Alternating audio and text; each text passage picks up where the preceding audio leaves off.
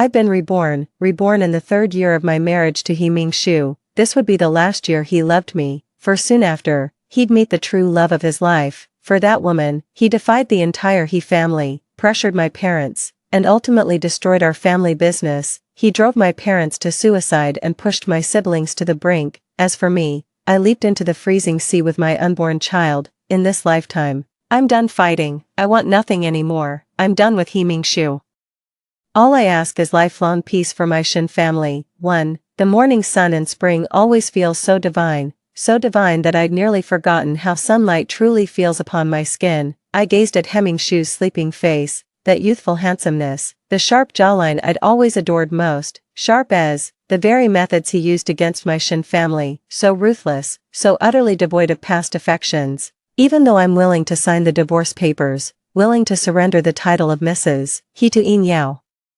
Yet he still wouldn't stop. He was determined to drive every last member of my Shin family to their doom, one by one. Only then did he believe no one could harm his precious Yao Yao, his one true love. You're awake. Why didn't you call me? I'll make you breakfast. Hemming barely opened his eyes a slit, pulling me into his embrace with one arm before pressing a feather-light kiss to my temple. His kisses were always this gentle, even during our most intimate moments.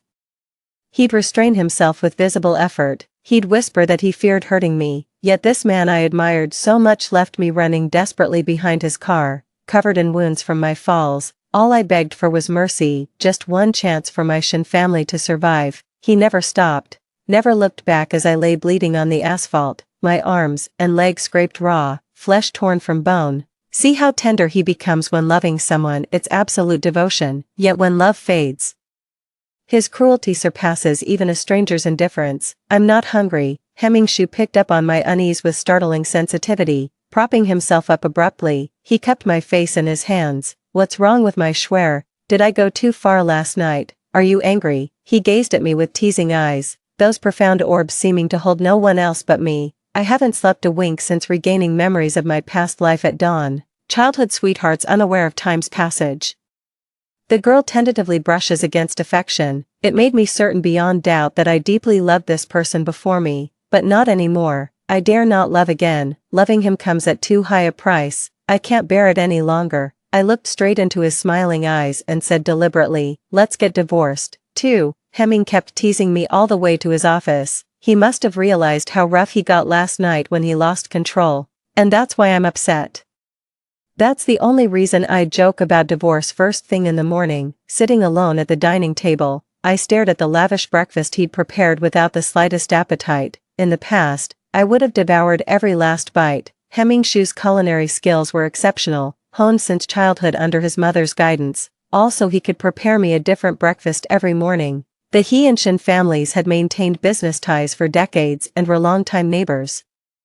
What began as rivalry between my mother and Mrs. He blossomed into an inseparable friendship where no topic was off limits. Even after they both had children, they'd jokingly discuss arranging a childhood betrothal between them, but ultimately they dropped the idea, agreeing their children's own wishes should prevail and they'd never force anything. He Ming-shu was 3 years my senior, the sole heir of the He family, when Mrs. He was pregnant. She was tragically kidnapped. My mother Chen Yen risked her life to rescue her. Mrs. He felt deeply remorseful about their past conflicts and kept apologizing profusely. My mother, being the carefree soul she was, brushed it off with a wave of her hand, claiming she'd simply been the bigger person by letting Mrs. He have her way. This remark amused Mrs. He, and from then on, the two gradually grew closer. Unlike Hemming, who's all alone. I've got my eldest brother Shin-yi and second sister Shin-tingwan. They treated me with utmost kindness, going to great lengths to deliver every conceivable treasure to me, no matter where in the world they were. Yet these wonderful people met increasingly tragic ends, one after another. The human heart remains the most immeasurable thing in this world. I won't allow such tragedies to repeat themselves, absolutely not. 3. It was nearly noon when I drove home. At this hour, Dad would definitely be at the office, usually only Mom's at home. But unexpectedly, Mom wasn't there while second sister was home. Normally she'd be traveling around the world at this time. Shin-tingwan hurried toward me. Snow, what brings you back so suddenly? I've missed you so much. Let me see if you've put on some weight. Oh dear, those dark circles. Tell big sis everything that's bothering you, I'll make it right. Did that bastard He Mingshu do something to you? Don't be scared. Whatever it is, tell me and I'll beat him up for you. Shen Tingwan is 5 years my senior, already a capable career woman who shares my father's business burdens. I hugged Shen Tingwan tightly, burying my face in her shoulder to hide the tears I could barely hold back. Sis, I've missed you so much. In my past life, the last time I saw you was in the morgue. You lay there in that frigid place, with no one daring to claim your remains. Your body was covered in wounds, the fatal one being a gaping hole where your heart should be. I'll never know what horrors you endured. Your face was unrecognizable, were it not for the birthmark we sisters had known since childhood. I can't even recognize you as Shen Tingwan anymore. My sister Shen Tingwan was so beautiful and confident, the object of countless people's admiration and pursuit, yet her final fate was lying alone in this cold, eerie place. I can't accept this. Shen Tingwan deserves to stand atop the world, revered and celebrated by all. Not, that shouldn't have been the ending. I bit my lip hard, forcing back the tears. My resolve grew even stronger. Sister, I swear I'll protect you in this lifetime. 4. Shen Tingwan must have thought I was delirious from fever. She kept touching my forehead until confirming I was fine. Only then did she relax. That remark clearly delighted Shen Tingwan. She eagerly posted my words everywhere, her social media feeds, family chats, work groups, you name it, and tagged everyone to come witness it. Check this out. My darling Schwer promised to protect me forever. Got anyone who'd do that for you? Ha, just rubbing it in your faces. All sorts of onlookers started chiming in with comments. A comment from an account with a wolf avatar and just the character he as the username said, "What do you mean yours? That's my precious darling." Mine. This was He Mingshu's social media account. Seeing me staring blankly at the comment, Shen Tingwan grinned mischievously. Look at him, acting like someone's about to steal his bone. TSK, what a damn mutt. Shen Tingwan had always disliked He Mingshu. They'd even gotten into numerous fistfights as kids. They'd only stop when I burst into terrified tears. Back then, it always stung whenever Shen called he that filthy dog nickname. Might even argue back a little, but now my heart remains completely undisturbed. While Shen Tingwan was still basking in happiness from my promise to protect her forever, I bluntly told her about my decision to divorce He Mingshu. She was utterly shocked, kept double-checking with me, asking if I was serious. She'd witnessed how I chased after He Mingshu in my youth, how every conversation with her inevitably circled back to him. She'd seen it all, my school days, my courtship and marriage, every chapter of my life intertwined with He Mingshu, and now, yet I must end this soul-crushing love that began in our youth. How could she not be shocked? You're serious, Schwer. Shen Tingwan realized I wasn't joking. She gently touched my face. Alright, I won't ask what happened to you, but whatever decision our Schwer makes, big sister will stand by you. Let me help you. 5. I only found out later that Dad had taken Mom abroad for vacation, leaving all company matters temporarily in the hands of my eldest brother and second sister. After our conversation, Shen Tingwan went back to her room alone and had a lengthy phone call with Mom and Dad. I've no idea what they discussed. Shen Tingwan visibly relaxed after stepping out of the room. She walked over to me with a smile, saying my parents already knew about my divorce decision. They'll discuss this with He Mingshu's parents first before processing our divorce. But Mom reminded us we're adults now. Decisions made shouldn't be taken back. I know, no matter how willful I am or what jaw-dropping things I do, my family will always have my back unconditionally. Sorting things out and cleaning up my messes. I failed them in my past life. I'm sorry. Loving the wrong person is what caused all these tragedies. In this lifetime, please let me protect them properly. Give me a chance to make things right. As for He Mingshu, our connection ended in our past life. When love hurts, let it go. Shen Tingxue, who loved He Mingshu, has sunk into the deep sea with their unborn child. Now Shen Tingxue only loves herself and her family. She neither can nor dares to love anyone ever again. 6. I called He Mingshu to tell him I'd be staying at home for a while. He initially refused, but changed his mind after his parents called him. When he called back, his voice was noticeably flustered. Shue, Schwer, Shen Tingxue. Listen to me. Don't make any decisions when you're angry. Okay, if you want to stay home, fine, stay as long as you like, but please, don't rush into decisions. Wait till I come over so we can talk face to face. I don't know what I did wrong, but at least give me a chance to explain. Don't sentence me to death so quickly. Alright, I'm begging you. Shue. are you listening? It's okay if you're not talking, just hear me out. I'll wrap up everything today, and then we can go out together. How does that sound? I held the phone silently for what felt like forever. Hemming seemed to say something more, but I didn't catch it. In my days, I remembered begging him the same way that time. I called him so many times, 10, 20, or was it 100? In the end, I couldn't even remember clearly, yet he never picked up a single call. I kept dialing from dawn till dusk, lost count of how many attempts it took before he finally answered, the moment the call connected. His voice dripped with irritation. What's up? I hadn't eaten a thing all day, not even a sip of water. My throat was parched beyond recognition, but I couldn't care less. Clearing my throat, I spoke meekly. Mingshu, you know about my dad's company crisis, right? I just can't. I know, it was me. I'd suspected as much before, but hearing the confirmation still made my legs give way. I collapsed onto the floor, hot tears streaming down my face uncontrollably. Why would you do this? My family never wronged you, they watched you grow up. How could you? Enough, I'm hanging up if this is all you have to say. Shoo, go back to sleep, nobody important. Mingshu's next tender words were clearly meant for someone else. It all clicked instantly. Did my family do something to Yin Yao? I swear they didn't mean it, they were just trying to stand up for me. If you want revenge, take it out on me alone. I'm begging you, I've never asked you for anything before.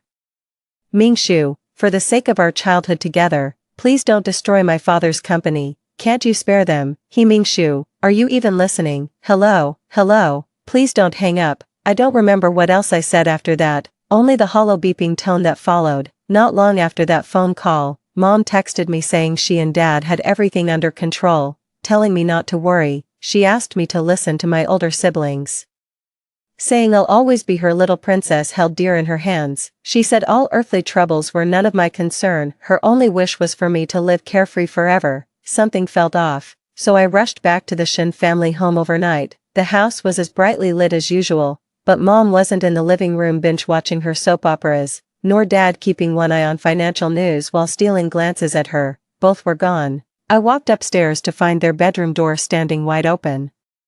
Yet the room stood empty, an eerie scent lingered in the air. I'd never realized before how much blood a single body could lose. I'd been sheltered too well, naive to the point of stupidity. So much blood. Mom and Dad collapsed hand in hand on the icy bathroom floor. The floor was so drenched in blood there wasn't even space to step. I stood numb as strangers shuffled through our home, preparing my parents' bodies. Someone was speaking to me, but I'd been plunged into silence, only their moving lips remained visible, yet there wasn't a single sound to be heard. Coming to my senses, I realized the call was still connected. Mingshu kept talking. It had already been over an hour. The bloody scene in the bathroom flashed through my mind again. I let my phone slip from my fingers and crash onto the floor. 7. I stayed at home for a week, with Shin Tingwan keeping me company every day. Didn't even go to work anymore. On the 8th day, Mom, Dad, and my brother Shani all came back. The moment Mom stepped inside, she rushed toward me and pulled me into a tight hug. My sweetheart, just having you home is enough. This will always be your safe harbor. No matter if my darling is hurting or weary, just turn around and you'll see. Your home has always been here. We've always been here. Come home, child. My mother's warm yet steadfast embrace finally broke the dam. I sobbed uncontrollably in her arms. How I longed to tell her, no, our home, and all of you, gone now. You're all gone. How can an empty house still be called a home? Through tear-blurred eyes, I saw Shin Tingwan standing by with heartache and sorrow. Dad and Shani sighed nearby. Shani walked over and patted my back. TSK, my baby sister's still such a crybaby, too old to be sobbing in Mom's arms. How embarrassing. Mom pretended to be angry and gave Shani a light slap. Your sister's upset, and you're still teasing her. Shin Tingwan deliberately poured fuel on the fire. Exactly, no wonder this clueless brother can't get a girlfriend. Serves him right. Mom, give him another smack. Mom ended up spanking both my brother and sister together. Those two usually stern corporate executives were hopping around yelling ouch, as their own mother whacked them. You can't imagine how hilarious the scene was. I burst out laughing uncontrollably. Shani rubbed his sore bottom, wincing. Mom, little sis finally smiled. Haven't you hit me enough? Your hand might be fine, but my butt's killing me. You, grown man acting like this in front of your sisters, have some dignity. Mom's frustration mirrored that of a blacksmith with unworkable iron. Enough now, your mother just recovered, stop pestering her. Dad, who'd been silently watching our roughhousing, finally spoke up. The moment Dad opened his mouth, my terrified older siblings froze instantly. Mom's sick. Since when? What happened? I rushed to check on Mom. Mom hugged me and shot Dad an exasperated look. Didn't I tell you not to say anything? Stroking my hair, she said softly, don't listen to your father. I'm fine, just a minor issue that'll clear up within 4 drip. Seeing my disbelief, Shen Tingwan reassured me. After I called Mom that day, she rushed back in such a hurry that she fainted from the stress. She stayed hospitalized for several days before being discharged, and came straight to see you the moment she left. The doctor said it was nothing serious, just extreme emotional distress causing temporary physical symptoms. It's my fault for not explaining clearly during that call. Mom thought something terrible had happened to you. After I clarified everything later, she waited until fully recovered before leaving the hospital. Shani said, don't worry, we've got your back. We came back just for you. Are you absolutely sure about this decision? My gaze shifted to Shen Tingwan's smiling face, then to my dignified father, and finally to Shani, who waited intently for my response. At last, I met my mother's tender, encouraging eyes. I gave a solemn nod. I'm absolutely certain about my decision to divorce He Mingshu. Shani nodded. Good. I've drafted dozens of divorce settlement proposals with the He family this week. Our families have maintained business relations for years. These terms represent the most reasonable divorce arrangement that won't jeopardize our mutual business interests. Little sister, we can handle all these matters for you, but you'll need to speak with He Mingshu personally. Shen Tingwan hesitated for a moment before taking my hand and saying, Swear, I haven't told you this these past few days, but that damned, that he boy has been standing beneath your window every night for hours.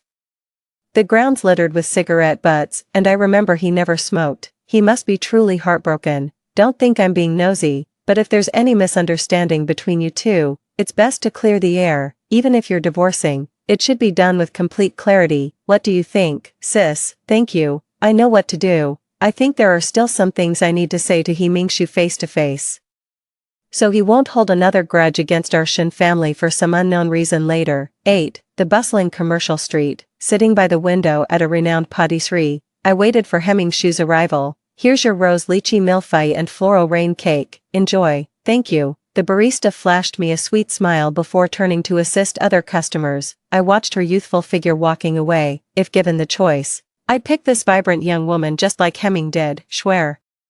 Turning around, I was startled to see Hemming standing there. He Mingshu was obsessively particular about his appearance. Not a single wrinkle was tolerated on his suits, which had gotten several housekeepers fired, especially in his past life with Yin Yao. He'd even meticulously coordinate his tie colors daily, but now, Hemming sat disheveled, unkempt hair, stubbled chin, his bespoke suit hanging like sun-withered pickles. Noticing my lingering gaze at his attire, he glanced down and cursed under his breath. He reached for my hand, but I pulled away just as his fingers grazed mine. I tucked my hands under the table and avoided his gaze. All right, I won't touch you. Don't be upset. May I sit here? The cautiousness in He Mingshu's voice made his present self blur unsettlingly with the ruthless man I'd known in my past life. Shen Tingxue, I won't spare a single member of the Shen family, including you. Lay one more finger on Yao Yao, and I'll break your damn hands. Shen Tingxue, you deserve to die with the rest of your wretched family. The venomous sound of He Mingshu's gnashing teeth still seemed to echo in my ears. I sprang to my feet,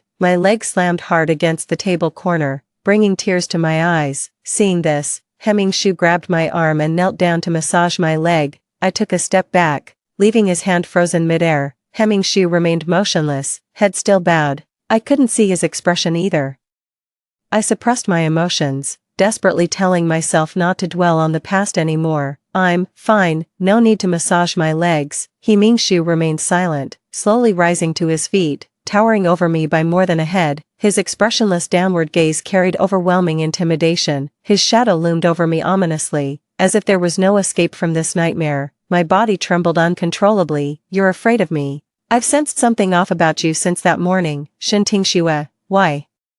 Why? I'd been asking myself the same question. Why did you show such merciless cruelty toward my Shen family in our past life? I've asked countless times until exhaustion, until numbness, until I began doubting my own sanity. Why must we insist on an answer? The Shin family is no more. What good would knowing the answer do? Can my family ever come back? It's meaningless now. So what difference does it make even if you know now?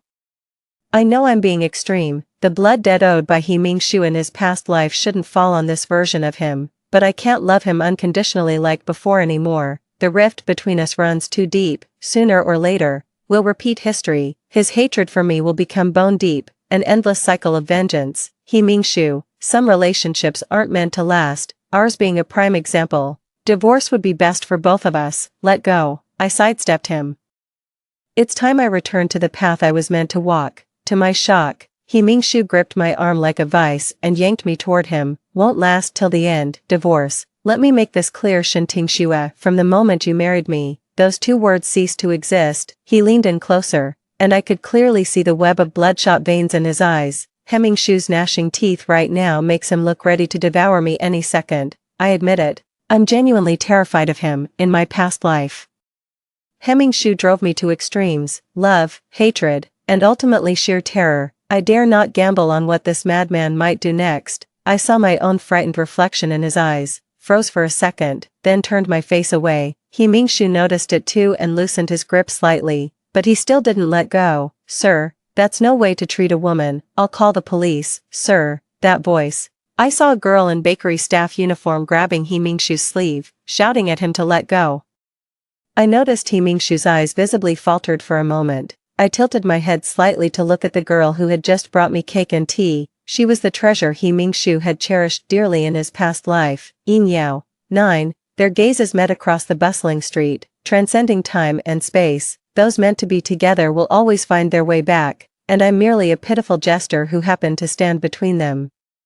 This three-act farce is finally drawing to a close. Time for the clown to exit stage left. I chose this very spot to meet Hemingshu today, just so he could lay eyes on his beloved. In my past life, I'd discovered this was the bakery where Heming first met Yin Yao when she worked here. Isn't it fascinating how fate works? Though Heming and I shared 20 years of history, Yin Yao overturned it all in mere 20 days. How ridiculous. Just how pathetic am I? Even after He Ming-shu and Yin Yao got together, I still deluded myself into thinking I could separate them. I shamelessly tried to persuade Yin Yao to leave He Ming-shu with a 50 million check, only to get brutally humiliated. She turned it down. Yin Yao couldn't care less about those 50 million. She said not everyone in this world cares about money. She was only after love, simply smitten with He Ming-shu. That very evening, He Ming-shu learned about the incident. His frosty gaze pierced through me as he warned with venom in his voice. Yin Yao is pure-hearted. Don't you dare use your filthy tricks on her. In all these years, it was the first time I'd heard such icy contempt in He Ming-shu's voice when speaking to me. 1,000 needles pricked at my heart, yet I understood He Ming-shu all too well. I know there's no changing things now. He's utterly smitten with Yin Yao, and now that I've found him the love of his life, perhaps his resentment toward our Shin family will fade. I closed my eyes briefly before turning to He Ming-shu. Let go, you'll hurt her. He Ming-shu looked puzzled. What? I wasn't in the mood for explanations. I pried his hand away and used his own arm to pull Yin Yao into his embrace. I raised both hands to show I hadn't so much as brushed against Yin Yao's sleeve. Please, stop suspecting I'd ever harm her. Yin Yao looked puzzled by my actions.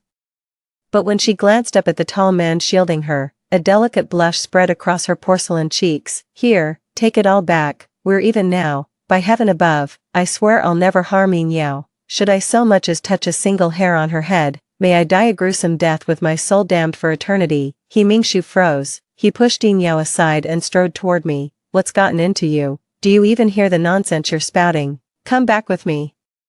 I shook my head and took several steps backward. Fragments of memories flashed before my eyes again. I covered them tightly, forcing myself to stop dwelling on it. That's all in the past now. There's still time. They're still here. I'm not too late. I'm not. Cheryl. In that dazed moment, the whole world seemed to spin around me. I collapsed onto the ground. I could vaguely sense people rushing toward me. Seems like, and He Ming-shu. 10. Doctor. What's the diagnosis?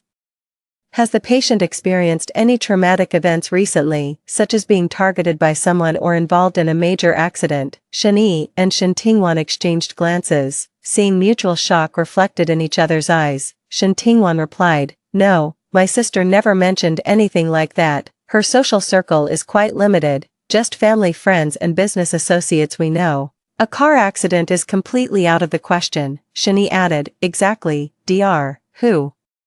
Please be straightforward, what's really wrong with our sister, Dr. Who took a slight breath and murmured, this doesn't make sense. He explained, here's the situation, we conducted a full battery of tests on the patient. Physically, she's perfectly healthy with no signs of illness whatsoever. The illness lies in her mind, she's suffering from severe psychological trauma. Professionally speaking, it's post-traumatic stress disorder.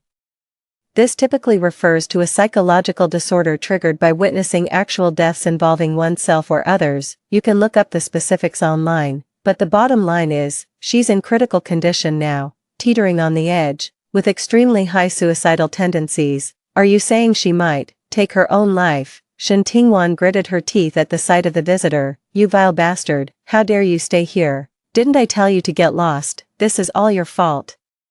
She's been like this ever since meeting you. I never should have let my sister see you. Enough, this is a hospital, keep your voice down. Shani stopped Shen Tingwan and stepped forward to face He Mingshu. His eyes widened slightly in shock. Though barely a month had passed since their last meeting, He Mingshu looked like a completely different person. Shani said, you heard the doctor. Regardless of what caused little sister's condition, getting her treated immediately is what matters most now. He Mingshu clutched desperately at Dr. Whose sleeve, his voice breaking. Yes, just cure Schwer first, doctor, I'm begging you, money is no object. Please heal her, you must heal her, I implore you. He actually dropped to his knees right then and there. Shen Tingwan had never seen He Mingshu plead like this with an outsider before. She turned her head away, unable to bear the sight. Shani sighed as he pulled He Mingshu back to his feet.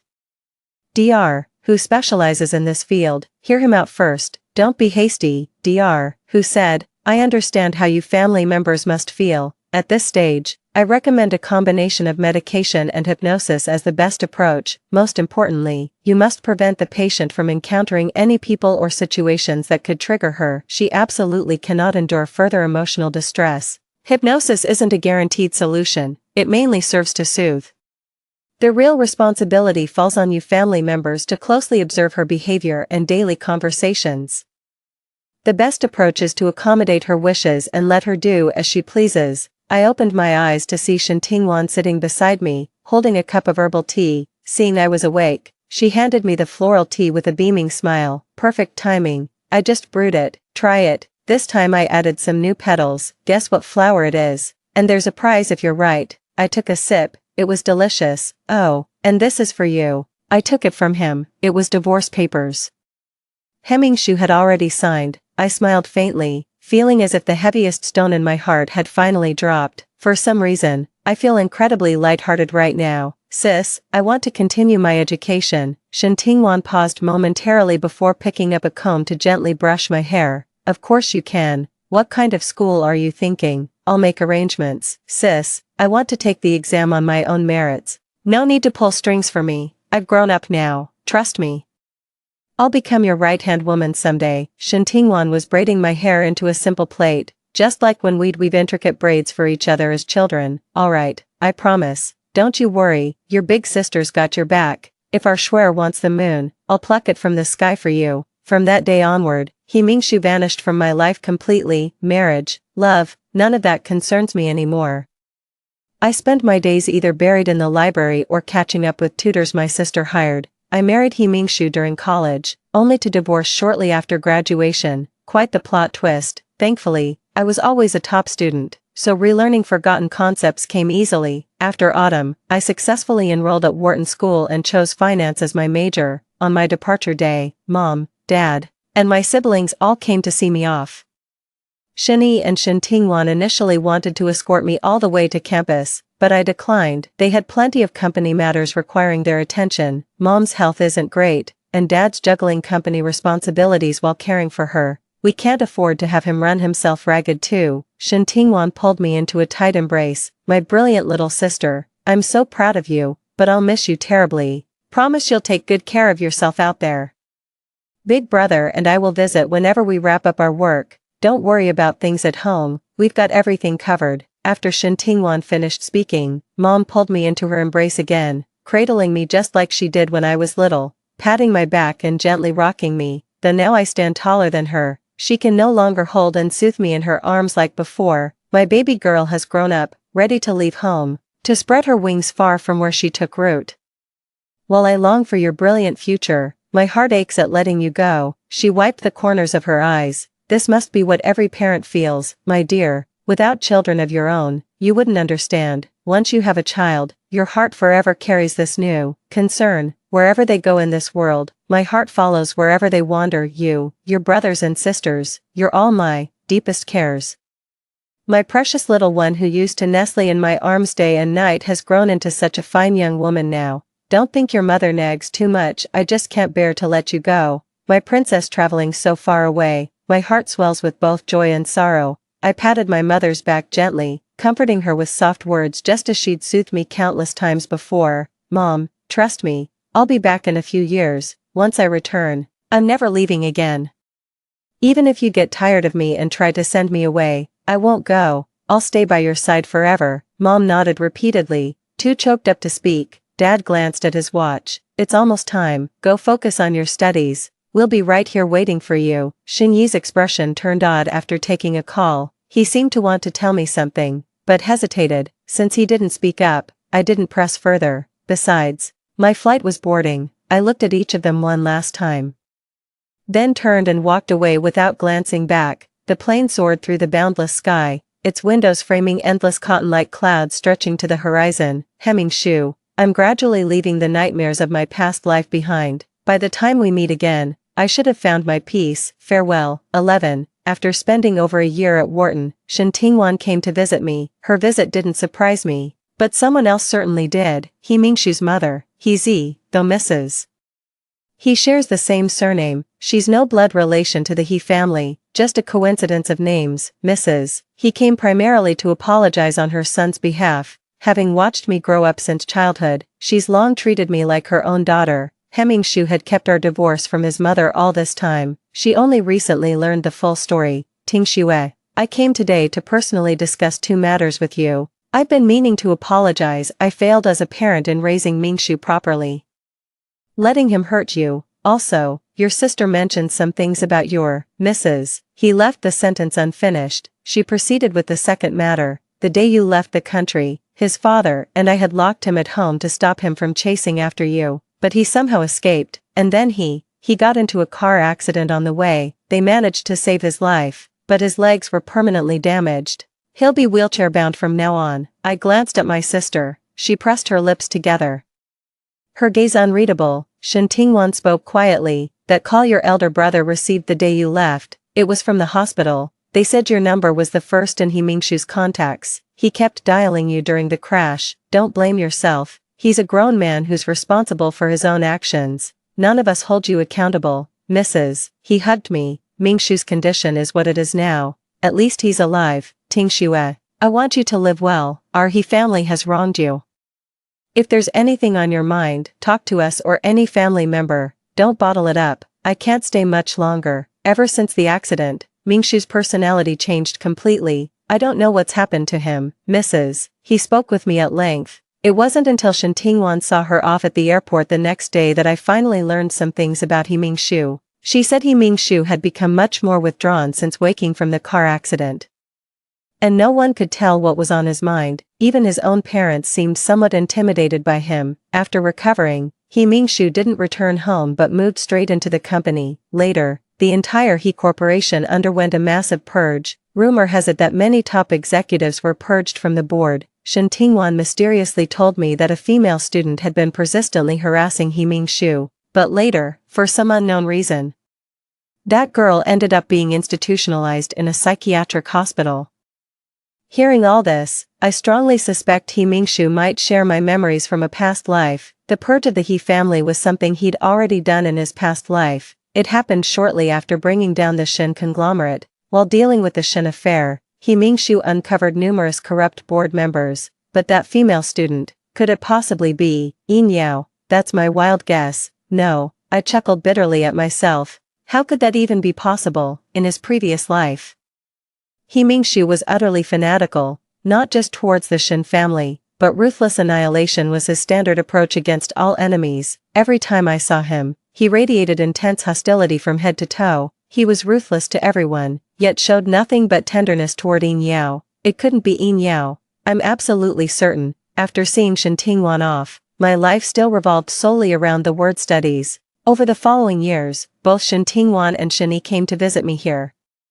My parents visited me several times too, though I eventually asked them to stop coming. Mother's health had never been particularly strong to begin with. Shen Tingwan and Shen Yi also brought some news about He Mingshu. At first, these updates did affect me to some extent, but later, I could face this news with complete composure. The female student who harassed He Mingshu, the one he had committed to a psychiatric hospital, was none other than Yin Yao. I truly can't fathom what He Mingshu is thinking.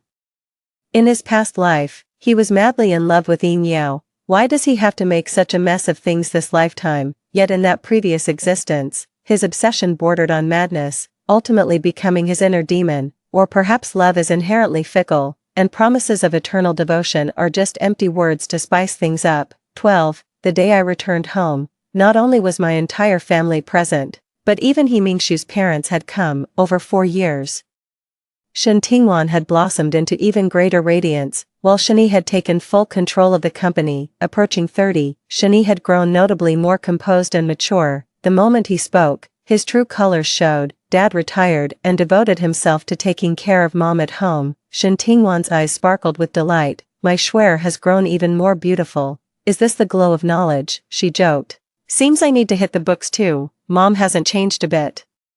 Dad's been taking excellent care of her, my sweetheart. It's so good to have you home, Mom. I'm not going anywhere ever again. I'll stay right by your side. You couldn't chase me away if you tried. Mom beamed with joy, wiping the corners of her eyes when something suddenly occurred to her. This is Aunt He and Uncle He. They came specially to see you when they heard you were back today. No matter how He Mingshu treated me, I've always been fond of Mr. and Mrs. He, in my past life. They fought tooth and nail to stop He Mingshu, almost at the cost of their own lives. I was the one who talked them out of it. They're such good people. People this kind-hearted don't deserve the same fate as us. All I want is for everyone around me to stay safe and sound, year after year. That's my only simple wish, Auntie, Uncle. It's been so long, Mrs. He kept nodding. Dear child, it's our family's misfortune. Just take care of yourself from now on, Mrs. He lowered her head to wipe away tears. I noticed the prominent streaks of white in her hair. I turned to look at his father. He was just like his mother, though around the same age as my parents. They appeared significantly older. His parents stuffed my pockets with red envelopes and gave me gifts they'd carefully chosen. They still doted on me like a child, just as they did when I was little. After dinner, they bid us farewell, through the tinted windows of their arriving car. I kept sensing someone's gaze upon me, Mr. and Mrs.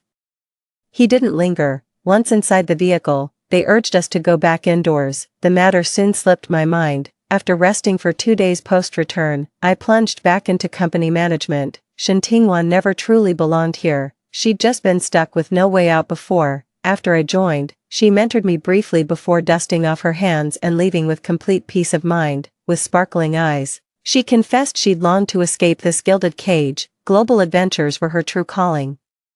By next morning, her travel pack stood ready by the door. She must have been holding that in for ages. In her previous life, Shen Tingwan would have already passed away by this time. Now she's humming some random tune while tying her shoelaces, positively giddy. After watching her for a moment, I stepped forward to adjust her hat. Be careful out there, and don't forget to call me every single day. Got it. Shen Tingwan planted a kiss on my cheek before engulfing me in a bear hug. Got it, little sis. You're practically turning into my big sister. It used to be Shen Tingwan seeing me off at the airport, but this time it was my turn to send her off. After Shen Tingwan left, I threw myself completely into my work. Shen Yi might seem careless in daily life, but he's meticulous to the point of being demanding when it comes to work. Countless times I've seen him tear his subordinates to shreds over work mistakes, yet privately, those employees get along famously with Shen Yi. Not a single employee has ever complained about Shen Yi. Perhaps it's the generous pay. Shen Yi never shortchanges anyone who delivers quality work, and the moment you correct a work mistake, Shani instantly sends a hefty bonus. Every time, employees go from walking on eggshells 1 second to grinning ear to ear with their red envelopes the next. I couldn't help but laugh. Shani's management style was truly beyond my comprehension. Later, Shani assigned all major company contracts to my team for handling. Every project ran smoothly without Shin's intervention, and the Shin Corporation flourished more than ever. Shortly thereafter, Xiao Zhang from my team informed me that a long-term partner of Shin Corporation had suddenly backed out. The person in charge said the lead responsible for this order needs to discuss it with them personally. I've reviewed this company's profile. It's a young firm that's emerged in recent years. Despite its youth, the company's growth potential shouldn't be underestimated. I told Xiao Zhang I'd handle this matter. I arrived there early the next morning. The receptionist warmly ushered me into the meeting room, assuring me the manager would arrive shortly. The meeting room was simply decorated in monochrome tones of black and white. The receptionist served me floral tea before quietly excusing herself. The floral tea has a refreshingly delicate aroma, just the scent I adore. Cradling the floral tea, I lean against the floor-to-ceiling window. I think I already know who's come to see me. Long time no see. Shen Tingxue, Hemming Shu's hoarse, ominous voice sounded behind me as he let out a chilling chuckle. That laughter seemed to crawl straight from the depths of hell, sending involuntary shivers down my spine. The man before me was Hemming Shu from my past life. 13. Is this really all you wanted to tell me? I took a deep breath, trying not to let him see my nervousness. I turned around. Hemming Shu was indeed sitting in a wheelchair, a blanket draped over his legs. Half his face was shrouded in shadow, his brow etched with ruthless intensity. When his gaze lifted to meet mine, his eyes betrayed no emotion whatsoever. Hemming Shu remained silent. He simply stared at me. Not a word escaped his lips until my floral tea had gone completely cold. I give up. I can't outlast Hemming Shu when it comes to patience. What exactly are you trying to say? If there's nothing else, I'm leaving. I'm sorry. I could hardly believe my ears. The Hemming Shu of this lifetime would apologize, but the obsessive Hemming Shu from his past life wouldn't utter an apology even if you broke his legs. I placed the herbal tea on the table. Save your apologies for Shen Tingxue from your past life. I stepped right past him and grabbed the meeting room door handle. Suddenly, a tremendous force yanked me backward. Losing my footing, I was pulled straight into Hemming Shu's arms. The sudden whiff of his scent made me sick to my stomach. I sprang to my feet and slapped him across the face. The slap left Hemming Shu's lip bleeding. He licked the corner of his mouth, feeling better. If not, go ahead, you lunatic, pervert, psycho. I hurled every vile insult I could think of, my eyes burning red with rage as I grabbed his collar. How many times have I begged you to explain why you're destroying my family? Did you ever answer? Did you ever care? You pushed us to the brink again and again, and now you dare say these things to me. What's the point? Hemming Shu, I'm no match for your cunning or cruelty. While I can't confront you, I can damn well avoid you. Wasn't it enough that you condemned my Shin family to hell in our past life? Must you repeat that atrocity in this lifetime? Mark my words, I'll never give you that chance. If you dare lay a finger on my family, you'll have to kill me first. Otherwise, I swear I'll end you myself. Hemming stared at me in silence until I'd vented all my anger, until I'd calmed down considerably. I closed my eyes briefly. Hemming as a child, Hemming as a teenager, Hemming as an adult. We've walked through far too many years together, from childhood sweethearts envied by all as the perfect couple, to ending up locked in mortal combat. How utterly absurd and ridiculous. Tears gushed uncontrollably from my eyes as I collapsed to my knees, face buried in my hands, utterly overwhelmed by emotion. I can never escape the shadows of my past life. After holding it together for so long, I completely fell apart before Hemming Shu. I won't touch the Shin family. I won't hurt you again. Hemming Shu's hands on my shoulders seemed to tremble. I don't believe you. Ever since that encounter in the reception room, I kept running into Hemming Shu everywhere, sometimes at bidding competitions, other times at auction houses. The most recent occasion was at Mom's birthday celebration. Hemming Shu's arrival cast a sudden silence over the gathering. Every business magnate knows Hemming Shu nowadays. His tactics terrify even the most seasoned corporate veterans, Mr. and Mrs. He awkwardly tried to lighten the mood. Shen Yi and Shen Tingwan immediately shielded me behind them upon seeing Hemming Shu. Just like when we played eagle-catching chicks as children, Hemming Shu always played the eagle in that game, and me, I was certainly no chick. The more we met, the more I actually started feeling sorry for Hemming Shu. because everyone was afraid of him, even his own parents. Nobody dared to stay by his side or speak to him, wherever he went. He'd just sit alone drinking gloomily. I wouldn't waste my pity on him. Later on, Shani mentioned that the He Group had been steadily bringing major contracts to our company. The Shin Corporation has now cracked the global Fortune 100. Every time I crossed paths with He Mingshu, he never spoke, just watched me from afar, until the day I left. As the Shin enterprise expanded, my attention toward He Mingshu gradually faded. The last I heard of He Mingshu was news of his passing. He was gone. Died of cancer. People feared him when he was alive. After his death, his legacy as the youngest business prodigy became widely celebrated. I didn't attend his funeral. His parents were still alive when he passed away. My own parents are alive and well too. I couldn't bear to see elderly parents mourning their child, Shani, Shin Tingwan, and my parents all attended. I stayed home alone, quietly watching the New Year's fireworks. He Mingshu's death came at an inopportune time, right on New Year's Eve.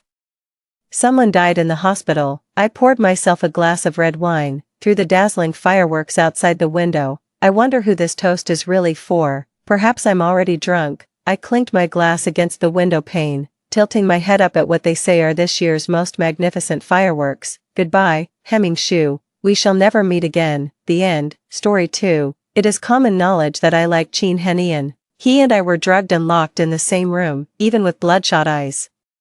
He was unwilling to touch me. He looked at me with a cold expression and said, "You're really debasing yourself by learning to drug men and offer yourself to them." Everyone thought I would take advantage of this situation and force him to marry me. However, without hesitation, I cut my wrist and soaked it in cold water to stay awake and live streamed to prove my innocence. In my previous life, Qin Henian firmly believed that I was behind the scheme. As a result, he failed to marry Gu Mian, the girl he loved the most. He hated me for his entire life. In the 10th year of our marriage, Gu Mian and I both fell into the sea. Before drowning, I watched him swim towards Gu Mian. In this life, I will never repeat the same mistakes. 1. Qin Henian was kneeling in the corner with red-rimmed eyes, and the gentle and refined smile in his eyes was gone. He had always been measured in his actions and rarely got angry. At this moment, there was a faint anger in his eyes, and his face became even more gloomy. He coldly questioned me. "Did you drug me, Song Jian? Have Mian and I been too kind to you, that you dare to scheme against me?" I had been in love with Qin Henian for 6 years,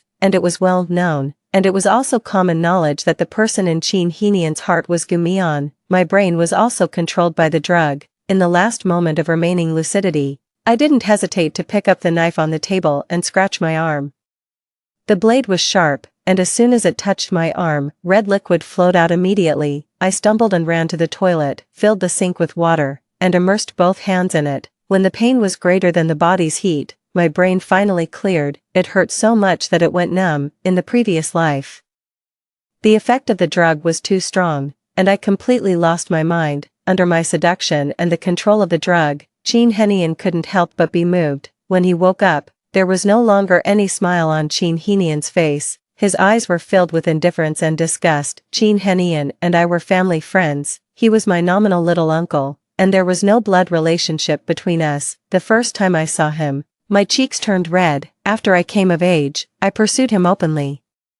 He taught me gently like an elder, "Jian, this is not love. You're still young and don't know what love is." He thought that my liking was just a child's whim and wouldn't last long. But this liking lasted for 6 years in a blink of an eye, until he and I were framed, drugged, and locked in the same room. From then on, he never had a good look for me again. Outside the hotel that day, a group of reporters crowded tightly. As soon as the door was opened, the messy clothes on the ground and our disheveled appearances could be seen. Everyone tacitly knew what had happened. Finally, for the sake of both families and the company's stocks, Qin Henian had to marry me to end the matter. The relationship between Gu Mian and Qin Henian had always been ambiguous. Qin Henian liked Gu Mian. They kept in touch but never confirmed their relationship. I once asked Gu Mian, "Sister Mian, will you marry Qin Henian? Do you like him?" Gu Mian smiled gently, and her eyes dimmed a bit. "No, I don't like him." After getting her answer, I dared to pursue Qin Henian so recklessly, but I never expected such a thing to happen.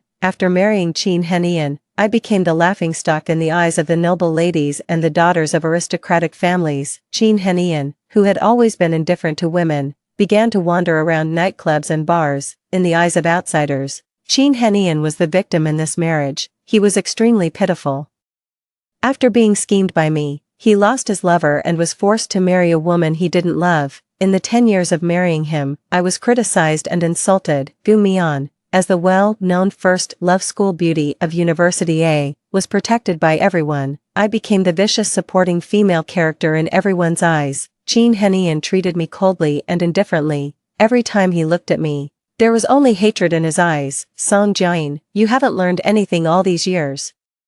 You've only learned to debase yourself and offer yourself to men, I had explained, but they all didn't believe that I was also a victim in this matter. The man I had wanted to marry since I first fell in love completely shattered after I turned 22. After marriage, I tried to change his view of me, but he became colder and colder towards me day by day, for Gu Mian and to divorce me. Chin Henian continuously expanded the business territory of the Chin family. Within a few years, the Chin family became the absolute number one, allowing the Chin family and the Song family to be completely separated. Chin Henian held a grand birthday party for Gu Mian without considering my feelings. The upper-class society all knew that I, Song Jian, the wife of the Chin family, was just a nominal one. In my youth, that bosom big sister who repeatedly said that she didn't like Chin Henian was actually enjoying everything that Chin Henian gave her. She clearly said that she didn't like Chin Henian, but when I was slandered for interfering in her relationship with Chin Henian, she remained silent. At the banquet, Gu Mian and I fell into the water together. When I fell into the water, I saw Chin Henian's face suddenly change, and he swam towards Gu Mian, too. When Chin Henian saw me cutting my hand, his eyebrows furrowed tightly, and he walked towards the bathroom, to prevent the reporters from taking things out of context. I didn't dare to soak in the bathtub. As long as my clothes were a little wet, it could be fabricated that something almost happened between Chin Henian and me. I could only cut my wrist to hurt myself and also took the initiative to turn on the live stream to record my every move. When I saw him approaching me, I roared, "Don't come over, stay away from me." Suddenly, the door was kicked open. The reporters outside quickly swarmed in. The flashlights went off with a clicking sound. Seeing the intact clothes on Chin Henian and me and the neat and orderly furnishings in the room, and the distance between Chin Henian and me, the reporters showed disappointed expressions. I didn't want to have any relationship with Chin Henian. I completely relaxed. This time, nothing would happen between Chin Henian and me. When I saw a friend come in, I felt relieved and closed my eyes. Chin Henian and I were both sent to the hospital. As soon as I opened my eyes, in front of me was Gu Mian's plain face. She was wearing a washed-out lawn dress and looked pitiful. Her tone was a bit anxious and tinged with a crying voice. "Jian, I know you like Henian, but you can't ruin your innocence like this. Do you know how important this is for a girl?" Gu Mian's words were subtly implying that I was the one who drugged them. Chin Henian was also in the ward. He recovered faster than me. There was no sign of embarrassment, as if nothing had happened.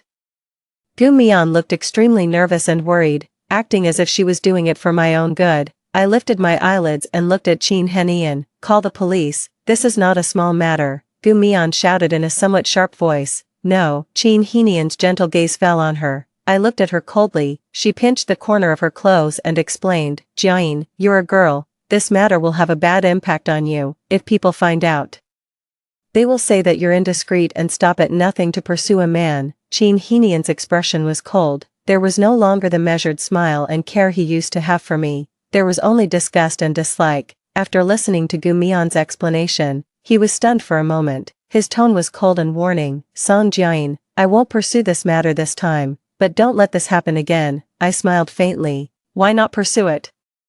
Why should I be drugged for no reason and almost have my innocence ruined by you? I won't let go of the person who drugged me behind my back." I saw that Gu Mian's face turned a bit pale. The arc of Chin Henian's mouth curled up with sarcasm. He seemed to think that me calling the police was a joke. In his heart, he thought that this matter was my self-directed and self-acted play. In my previous life, I didn't have the opportunity to explain, but after marrying him, I explained countless times. He never believed me. What he thought didn't matter to me, but I wouldn't let myself take the blame for no reason. 3. After being discharged from the hospital, I seriously attended classes at school. I only went home on weekends. My family and the Chin family were family friends. No matter what, we couldn't completely cut off contact. my parents often went abroad and left me in the Chin family.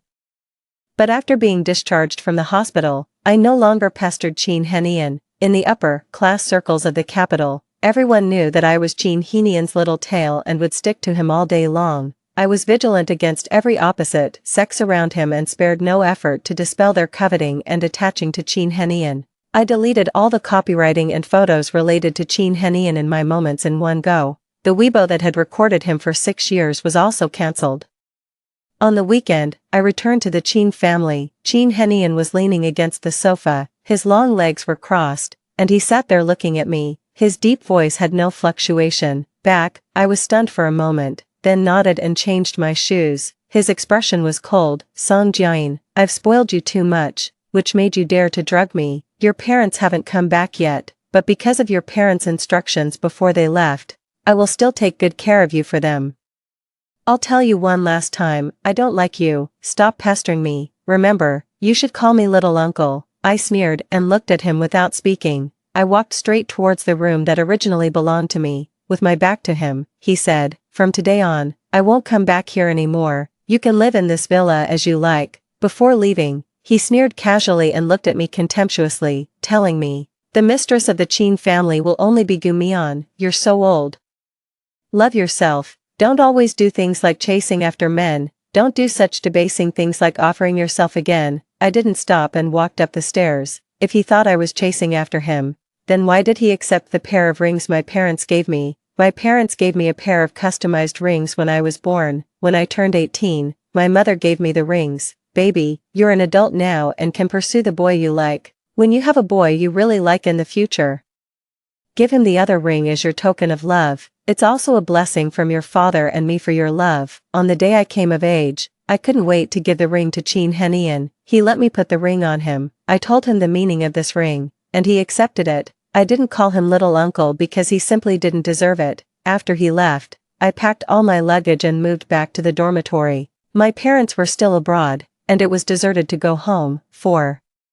I started to integrate into college life. Bu Mian called me from a strange number. Jiayin, are you angry? I know Henian doesn't like you, and it's embarrassing for you that he didn't accept your initiative, but don't ignore me. Okay, hearing this, I found it ridiculous. If you talk nonsense again, just wait for the court summons. This is slander. As soon as the words fell, a man's voice came from the other end of the phone. His voice was very low and deep. Song Jiayin, where's your upbringing?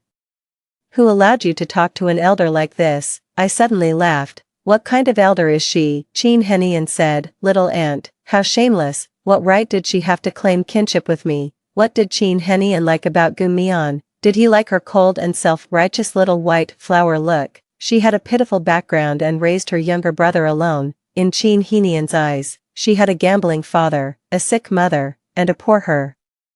I was a pampered and innocent daughter of a wealthy family. On the other end, Gu Mian said softly and weakly, Henian, don't say that, she'll be sad. I snorted, be careful that I sue both you and her. Suing one person is the same as suing two people. I was too lazy to argue with them. I hung up the phone and didn't hesitate to block this strange number. Lu Yuyu was the first friend I made in the dormitory. She knew my feelings for Chin Henian best, before I died in my previous life. I had already suffered from depression. If it weren't for Lu Yuyu, I'm afraid I would have left long ago. Now that I have a new life, I just want to cherish it. 5. Chin Henian really never went back to that villa again, and neither did I. On the weekend, I received an invitation to a banquet. At the banquet, except that I didn't pester Chin Henian as usual, everything was the same as before. When Chin Henian made an appearance, everyone's eyes turned to me and him. Many girls surrounded him. When everyone thought I would step forward to drive away the girls around him, I turned around and walked into the dance floor instead. When Chin Henian saw me turn around, his body froze slightly, and he retracted his gaze. Everyone looked at each other in astonishment, finding it inconceivable that I didn't follow behind Chin Henian. Later at the banquet, if it weren't for Shin Yueza, Chin Henian's brother, making a bet in the circle, I wouldn't have paid any attention to Chin Henian at all. Shin Yueza shouted with great interest, let's make a bet. How long can Miss Song be noble and not pester Brother Hen? I took a sip of the cocktail in my hand to moisten my throat, snatched the microphone from Shin Yueza's hand, and smiled sweetly. Then let me tell you, I, Song Jiayin, will never be with Chin Henian in this life. Also, don't mention me and Chin Henian together, too much gossip will affect my love life. I'm Chin Henian's little niece, who had always been reluctant to call him uncle before, personally said that I was his niece. My gaze crossed the crowd and met Chin Henian's. His eyes suddenly contracted. I saw his expression flustered for a moment, and then it immediately turned calm. 6. Before, I openly pursued Chin Henian and drove away many of his potential partners. Now, many people were eager to approach him. I didn't look at him again and walked to the center of the dance floor, when I was having a great time. Chin Henian walked into the crowd and pulled me out. Gu Mion's tone was worried and anxious, and her eyes were misty. Jian, stop being petty, Henian and I are very worried about you. When Chin Henian looked at me, his expression was only indifferent and distant, and his tone was slightly warning. Song Jian, you're so old, don't be so childish. Do you think you can stimulate me by casually finding a man to dance with you? Now you're also 22 years old. Before, Mian Mian and I spoiled you too much, which made you have the guts to scheme against Mian Mian and me. In his heart, I had already been branded with the label of being shameless. I looked at his eyes and said firmly, little uncle, I've called the police about what happened last time. Don't throw dirt on me. I'm also a victim. I also have the right to question whether it was you who drugged me. Shin Yueza strolled slowly to our side. He covered his lower abdomen and laughed heartily as if he had heard the most ridiculous joke. After laughing for a while, he said, Jian, who doesn't know that you like Henian? Let me calculate, you've liked him for 6 years. He's always treated you like a child, and you like to throw yourself at him, since I had such a passionate liking for Chin Henian.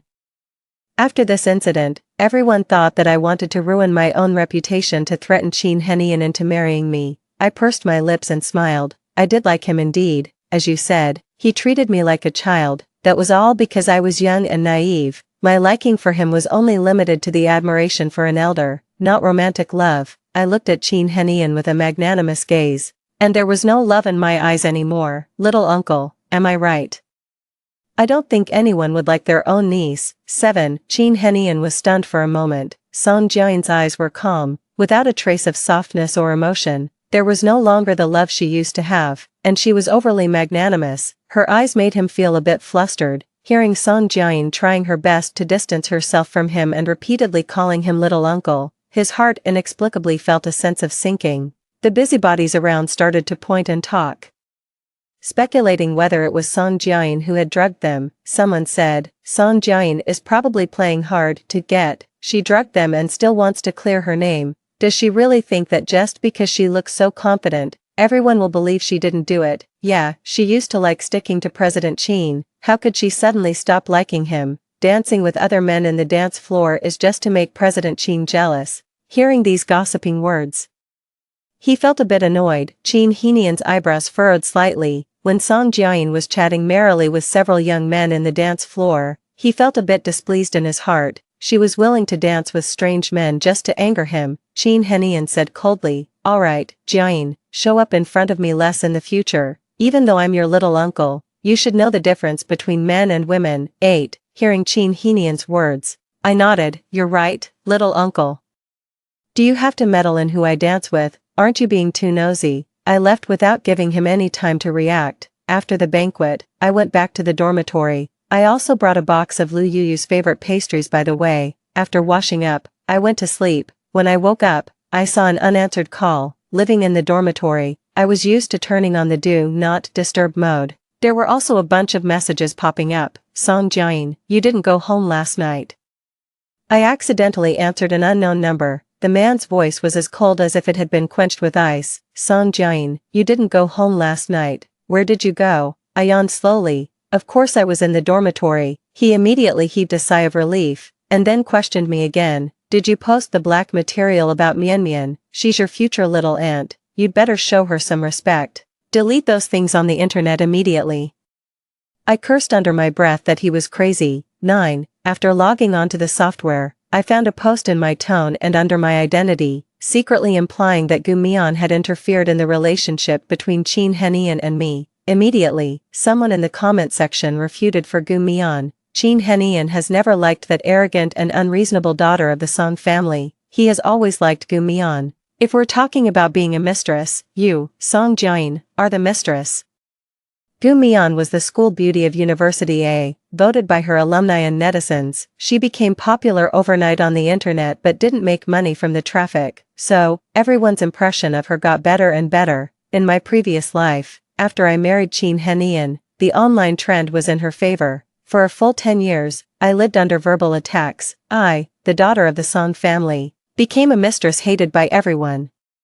Loving my family, friend little uncle and snatching the lover of my neighbor big sister. Before the drugging incident, I had a very good relationship with Gu Mian. I always regarded her as my bosom sister. I met her when I was 12 years old. She was 18 that year and was working part-time at my home. My parents protected me very well. I was the only heir of the Song family. My parents didn't want me to be wronged as an older sister and never considered having a second child. I, who grew up in a utopia, was almost violated when I was 12 years old, which left me with a huge shadow. Just when I was extremely painful, Gu Mian appeared. She enlightened and comforted me like a big sister. She encouraged me to make friends and make pen pals on the internet. What Qin Henian didn't know was that I met him when I was 12 years old. He was like Gu Mian that year, a kind big brother and big sister in my growth, guiding me out of this shadow. When I was 16, I recognized Qin Henian the first time I saw him. I told Gu Mian about my liking for Qin Henian,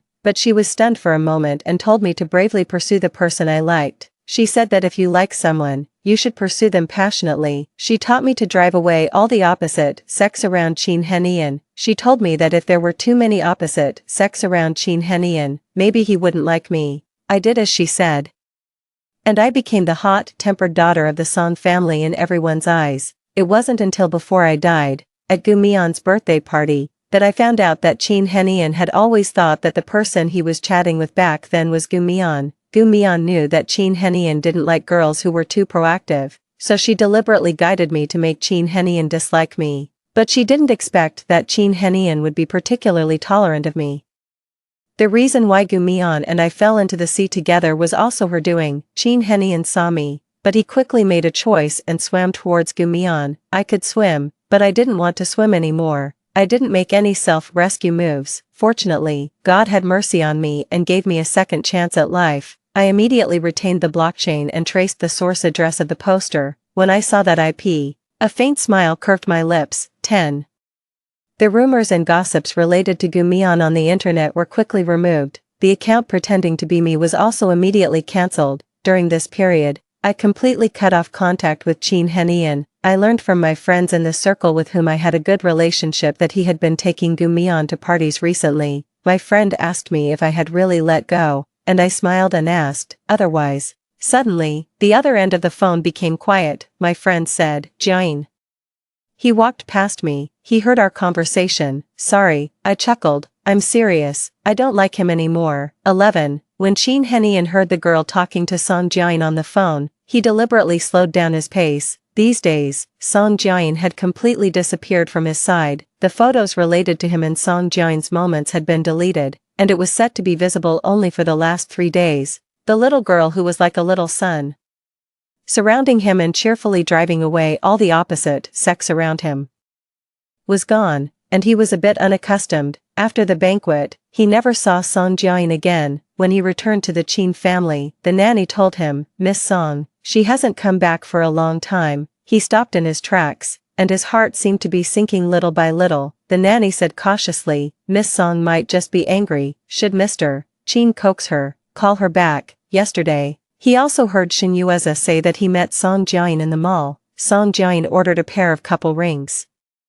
Rings that can only be purchased once with one ID card. Thinking of this, a faint smile curved Qin Henian's lips. No need, the little girl is just throwing a tantrum, she'll be back in a few days. He thought that since Song Jian was secretly preparing a gift for him, she would come back obediently in a few days. 12. Qin Henian's friends all thought that I would return to his side in a few days. He thought that my reluctance to return to the Qin family was deliberately playing petty. In order to get his attention, in his view, my estrangement from him meant that I hadn't completely let go. Therefore, in order to dispel my love for him, he arranged several blind date partners for me. On Qin Henian's birthday, my parents told me, Jian, Henian is at least half an elder to you. Take a gift to him for your father and me. Qin Henian was of the same generation as my parents but wasn't much older than me. I sent the gift my parents gave to Chin Henian to the reception desk of his company. I was absent from his birthday. I blocked one of his numbers. But he could still contact me with countless unknown numbers. He called me and asked in a deep voice, "Why didn't you come last night?" I answered magnanimously, "I had too many classes." "Jian, stop being petty. This trick of yours won't work on me. I don't like you, and that's that. Move back to the Chin family soon. I have many nice friends. I'll introduce them to you another day." I smiled and asked him, "Blind date?" He replied, "Not exactly, just let you get to know more people. Meet them first. If you don't like them, we'll talk about it later." I raised the corners of my lips. "No need, little uncle. I have a boyfriend." I moved out of Chin Henian's villa and lived a carefree life on campus. As graduation was approaching, I began to regret that I had devoted all my attention to Chin Henian in the past and hadn't been able to fully enjoy campus life. When Lu Yuyu wasn't with me, I forgot to bring my meal card when I went to the cafeteria to get food. A pair of beautiful, fair hands with distinct knuckles held the meal card and paid for me. We added each other on WeChat and contacted frequently. His name was Chin Yubai, from the computer science department. Later, I found out that he was the one who helped me find the account that was pretending to be me and scolding Gu Mian. With his help, the broken surveillance at that time was restored. I also obtained more powerful evidence, so, Chin Yubai and I started our first relationship. 13. After hanging up the phone, Chin Henian was silent for a long time. He stood on the balcony until the middle of the night. The cigarette burned out, and he didn't even feel the spark burning his hand. Until Shin Yueza excitedly told him, "Brother Hen, Song Jiayin is in a relationship." A photo was sent to his phone. In the photo was Song Jiayin and a young boy. The girl in the photo was smiling brightly and beautifully, and the boy was high-spirited. They looked very well matched standing together, but he found it extremely. The corners of his eyes lifted, and a trace of hostility flashed in his eyes. Seeing the ring on the boy's hand, he almost crushed the cup in his hand. His heart suddenly beat violently. No matter how much he told himself that there was nothing to be angry about, his heartbeat couldn't return to normal. Over the years, he had indeed developed feelings for Song Jiayin, but Gu Mian had saved his grandmother's life. His grandmother's last wish before she died was for him to marry her savior, so, he had always maintained extreme rationality. Plus, the pen pal he met when he was 18 turned out to be Gu Mian. He felt that he and Gu Mian were destined. He kept telling himself that the person he should marry was Gu Mian. He couldn't believe that the little girl who had chased him for 6 years had fallen in love with someone else so quickly. 14. Shin Yueza knew about my relationship and publicized it for me, so everyone in the whole circle knew about it. People in the circle started to guess how long I would be angry this time before returning to Chin Henian's side. They all thought that I wanted to use the way of dating someone else to attract Chin Henian's attention. Some people also thought that it was too naive for me to try to get Chin Henian's attention in this way, but I was seriously in a relationship. In the past, my world only had Chin Henian, but now he was long gone from my future plans. When I was trying on the graduation ceremony dress with Lu Yuyu, Chin Henian suddenly appeared in front of me. He had a blank expression and a sullen face, and he educated me in the manner of an elder. "Song Jiayin, in order to anger me, you casually date someone else. Do you understand what self-love is?" My body froze slightly, and I looked at him with a smile, without any emotion in my eyes. How am I not self-loving by being in a relationship? Chin Henian's eyes were deep. He stared at me and said, "Jiayin, you're young and can't tell right from wrong. You don't have a good eye for men either. When can I meet him?" I pursed my lips and smiled. "Thank you, but what should I call you? Little uncle." "You're right about one thing. My previous taste in men really wasn't good, but both my parents are only children. You're at most a good friend of my parents. So, in what capacity are you lecturing me? My boyfriend and I have a very good relationship. We've met each other's parents, so don't worry about it." He suddenly grabbed my arm, and his eyes became colder and colder. "You've met each other's parents?" I nodded. "Yeah, we met through a video call, which also counted as meeting." The man's voice volume increased, with anger. "Song Jiayin." His sudden shout of my name and his grip on my arm startled me. I saw his eyes suddenly turn red. "Do you really know the other person well enough to be together so easily? Since your parents entrusted me to take care of you, then I have to take care of you." I broke free from his restraint. "Chin Henian, mind your own business. Are you the police of the Pacific Ocean? Why are you so nosy? Not long ago, in fact, Chin Yubai and I broke up peacefully because of different life plans. 15. I called Gu Mian, and Gu Mian rushed over quickly. She walked to Qin Henian's side and took his hand. Henian, don't argue with Jiayin. Jiayin is young. Don't be angry with her. Qin Henian's eyes were deep and cold, staring straight at me, ignoring Gu Mian's words. Gu Mian turned around and took my hand, persuading me in the capacity of Qin Henian's lover. Jiayin, apologize to your little uncle, I sneered. The one who should apologize is you, Gu Mian. Qin Henian may be blind, but the surveillance isn't. The gentle and obedient Gu Mian in front of me suddenly changed. She darkened her face, changed her expression, and forcefully dragged me towards the pool beside us. I steadied myself and used all my strength to hold on to her. In an instant, Qin Henian also immediately changed his expression and stepped forward to grab us. 16. An image immediately flashed through his mind. Song Jiayin and Gu Mian fell into the water together, but he didn't hesitate to save Gu Mian. He saw Song Jiayin's eyes, which scared him. The color had drained from her eyes. There was no will to survive, and they were as dull as a stagnant pool. When Song Jiayin was rescued, her face was deathly pale and her lips had lost their color. No matter how much he shouted or gave her artificial respiration, she refused to open her eyes. She lay in the ICU with an oxygen tube inserted, and the doctor pronounced her dead. He knelt in front of the hospital bed, crying hoarsely and shouting desperately, Song Jiayin, I was wrong. Please open your eyes and look at me. Okay. When she was covered with a white cloth, he tried to hold her tightly, but he couldn't hold her no matter what. He lost all his strength and couldn't get up. Kneeling on the spot, Song Jiayin died, and he lived in a daze.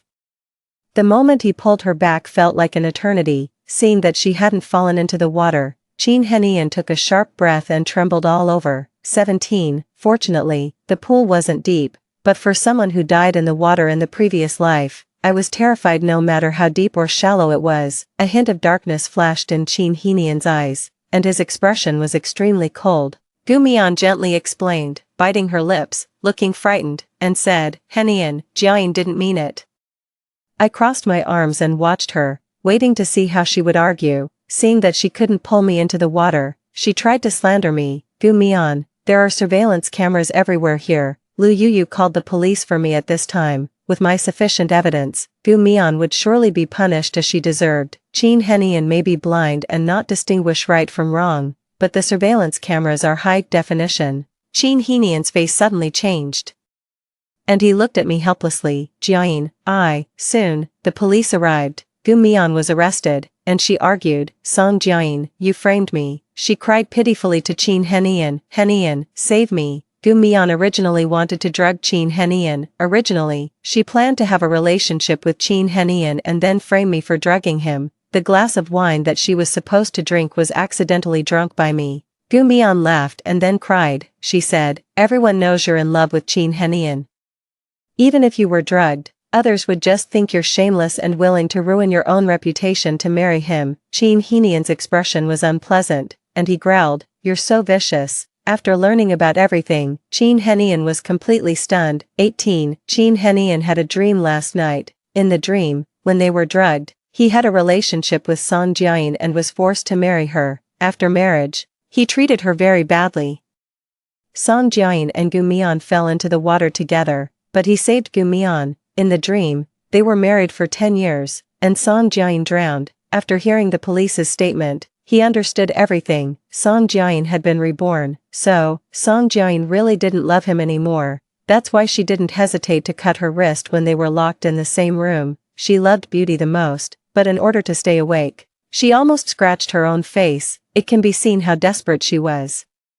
19. Qin Henian suddenly hugged me, and I pushed him away forcefully. The corners of his eyes were moist with tears. Jiayin, I'm sorry. I saw the guilt and heartache in his eyes. Qin Henian, we're both victims. There's no question of who's sorry to whom. A hot teardrop landed on my hand. He lowered his eyes, with endless desolation in his eyes. That's not what I meant. Jiayin, did you know it all along? That's why on the day we were locked in a room, you didn't hesitate to hurt yourself to prove your innocence. You were reborn, right? I was taken aback. I didn't expect him to know. I nodded. That's right, he said. I dreamed about it. The person who has been my pen pal is you. And the one who saved my grandmother is also you. Gu Mian took your place. The dream was so real that it scared me, but I never thought that this actually happened. I was wrong, Jian, I love you. Hearing his apology and confession, my heart was no longer stirred.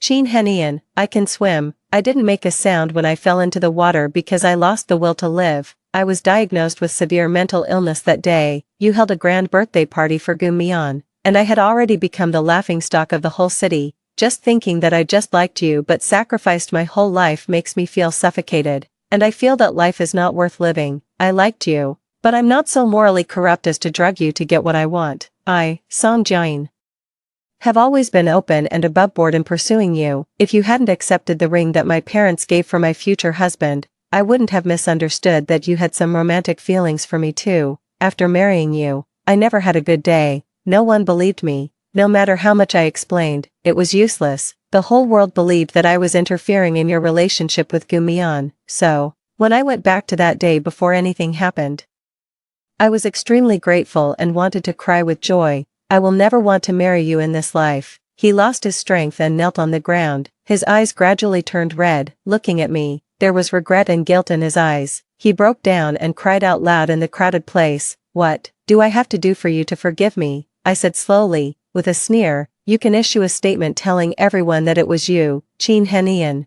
and Gu Mian who jointly drugged me, and that you had improper thoughts about me. Do you dare? Once such a statement is issued, the stock of the Qin family will plummet, and he, Qin Henian, will become an object of universal condemnation. I want him to taste all the bitterness I endured in my previous life. Qin Henian nodded desperately and begged on his knees. I'm willing. Please don't leave me. Okay. I shook off his hand. 20. The person who almost violated me 10 years ago was found. It was Gu Mian's younger brother. The reason why Gu Mian came to my home to work part-time was also because of her guilt, but unexpectedly, she encouraged me to make pen pals, and then she herself fell in love with my pen pal, Qin Henian. Out of selfishness, she deliberately made me pursue Qin Henian vigorously, hoping that he would dislike me. My parents immediately flew back to the country. They hugged me and cried guiltily. I didn't want to make them sad. Gu Mian and her younger brother, Gu Yi, were sent to prison. Gu Yi had still committed many evil deeds during these 10 years. With a series of crimes, he was sentenced to 20 years. Both siblings provided proof of hereditary mental illness. Gu Mian thought she could get away with it. Through the iron bars of the prison window, a strange smile appeared on her lips. I also looked at her and smiled faintly. They were sent to a mental hospital and received special care. Qin Henian felt guilty towards me. He asked someone to give Gu Mian and Gu Yi special attention. Compared to prison, this place was even more terrifying. They were mentally tortured. They were not allowed to sleep for 7 days and 7 nights. Once they closed their eyes, they would be splashed with water. They were so sleepy but couldn't sleep. And they were tortured until they lost their minds. Gu Mian shouted loudly, I'm not sick, let me out. There was no trace of pity in Qin Henian's eyes, only fierceness. A mental patient never admits that they're sick. Gu Yi let out a loud roar. The sound was tragic. 21. Jian, this is not love. He was criticized by everyone. The people in the circle who originally sneered at me now looked at Qin Henian with prejudice, amidst the rumors and gossip. Qin Henian finally understood the pain and despair I felt in my previous life when I clearly didn't do something but was accused of doing it. 22. Not long after, Qin Henian was diagnosed with an illness. He was tormented by illness and guilt. On the phone, he begged me to see him. My tone was cold. I don't like you. I feel sick when I see you. His voice was weak and hoarse. Will you marry that boy? I smiled and said, little uncle, at your age, don't even think about chasing after a young girl.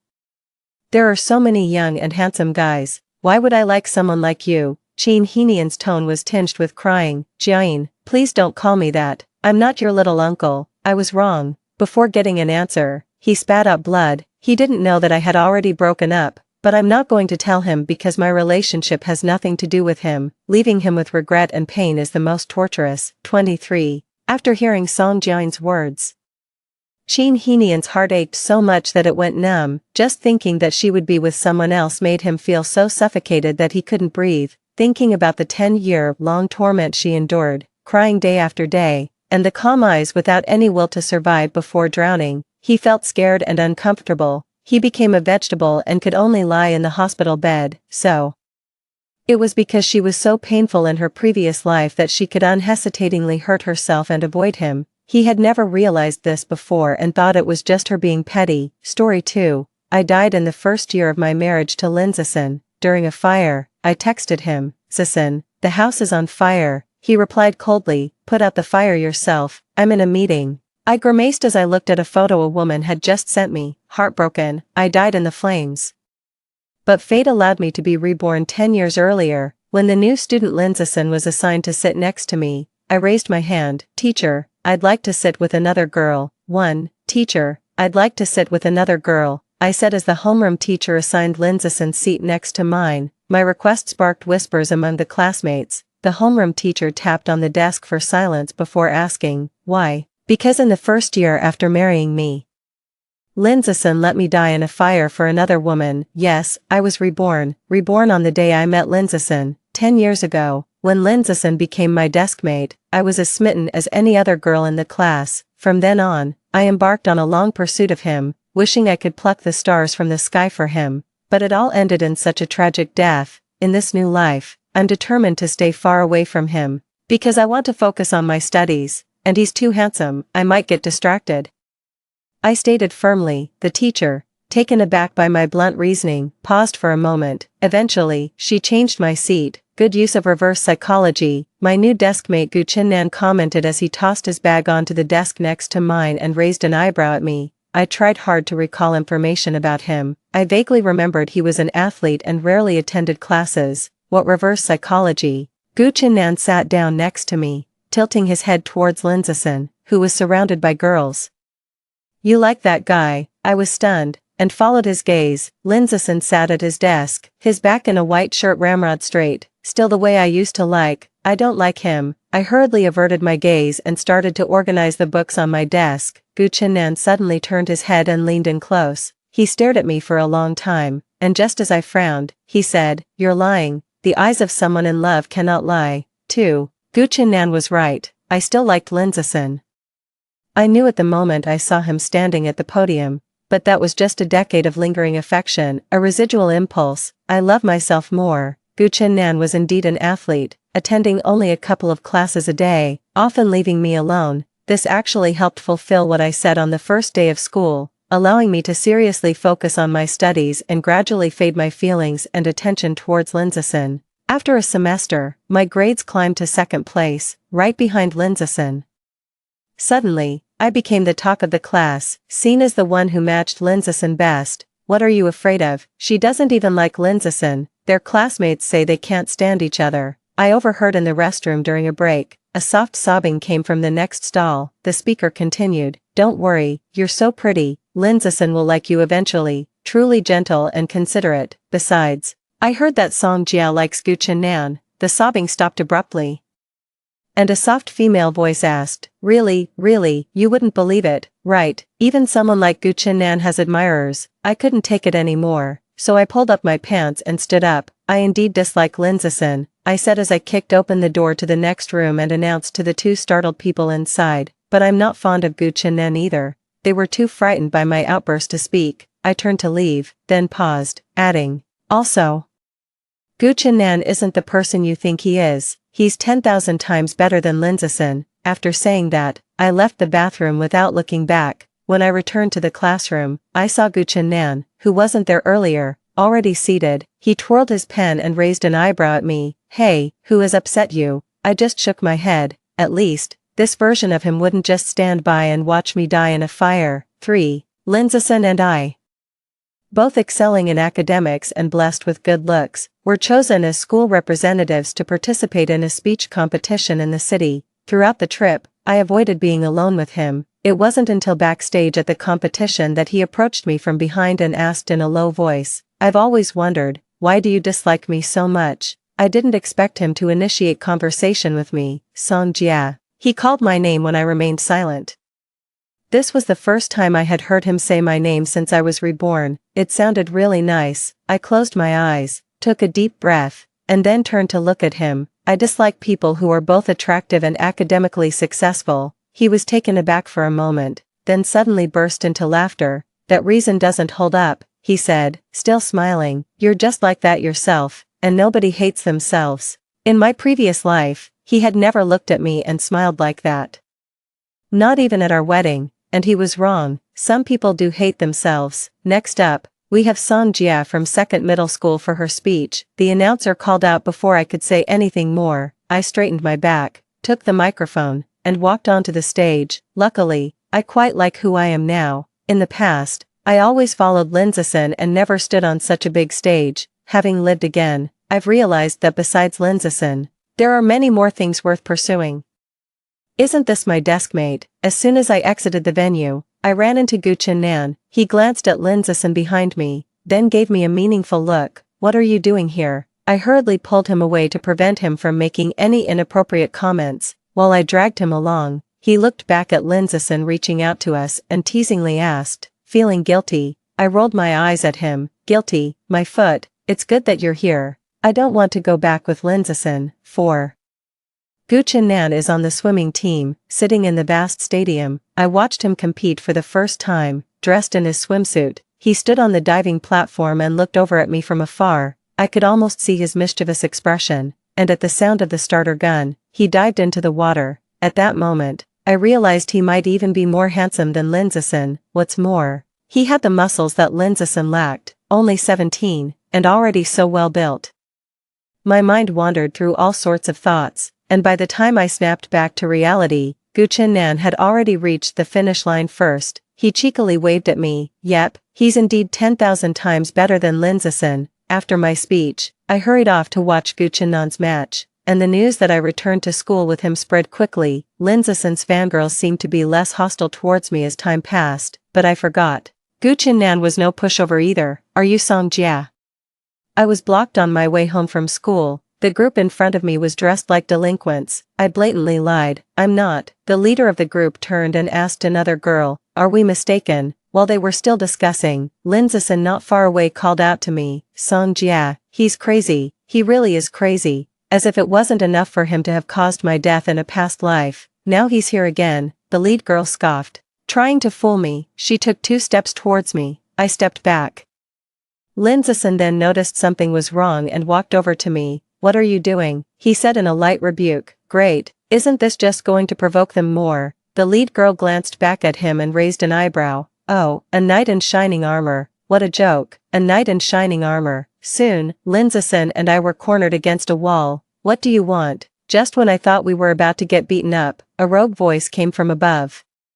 I looked up to see Gu Chennan jumping down from the wall. Chennan. The lead girl seemed a bit embarrassed. Gu Chennan glanced at her. You know I don't hit girls. That's why many girls at school didn't like Gu Chennan. He was a fighter, a delinquent, in a key high school. That's not exactly something to be proud of. If you treat my classmate like this again. Gu Chennan slung his backpack over his shoulder and walked towards me. I can't guarantee what will happen next time. Upon hearing this, the group didn't dare to say another word and dispersed. Look at that. Now that's what I call a knight in shining armor. 5. After all, I did save you. Aren't you going to thank me? Gu Chennan was casually walking behind me with a bag slung over one shoulder, sounding a bit displeased. His displeasure wasn't directed at me. I turned around to see him and Lindsayson both stop in their tracks. Lindsayson's slightly furrowed brow also showed his displeasure. I knew him well. He never liked thugs like Gu Chennan, but that didn't concern me anymore. Gu Chennan, thank you for today. I picked up the conversation directed at Lindsaysson. I need to get home early, so I'll be going now. Both men turned to look at me when they heard my words. I'll walk you home. They almost said it in unison. Song Jia. This is the certificate from the speech contest. Lindsaysson slightly frowned as he glanced at Gu Chennan before handing me the certificate.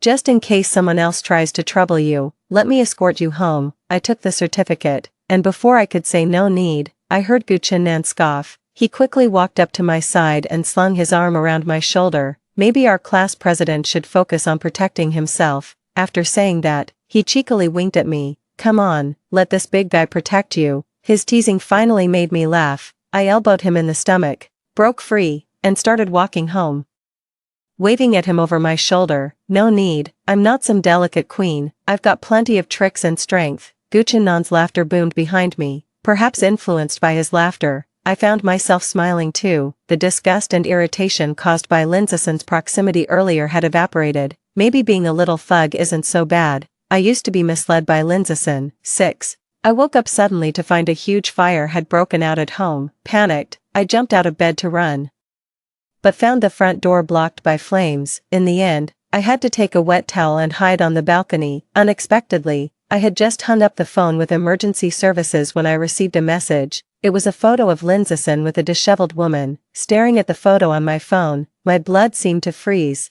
and a wave of fear washed over me as if doused by a bucket of ice water. Zason, there's a fire at home. I messaged Lindsason, who wasn't supposed to be at work today.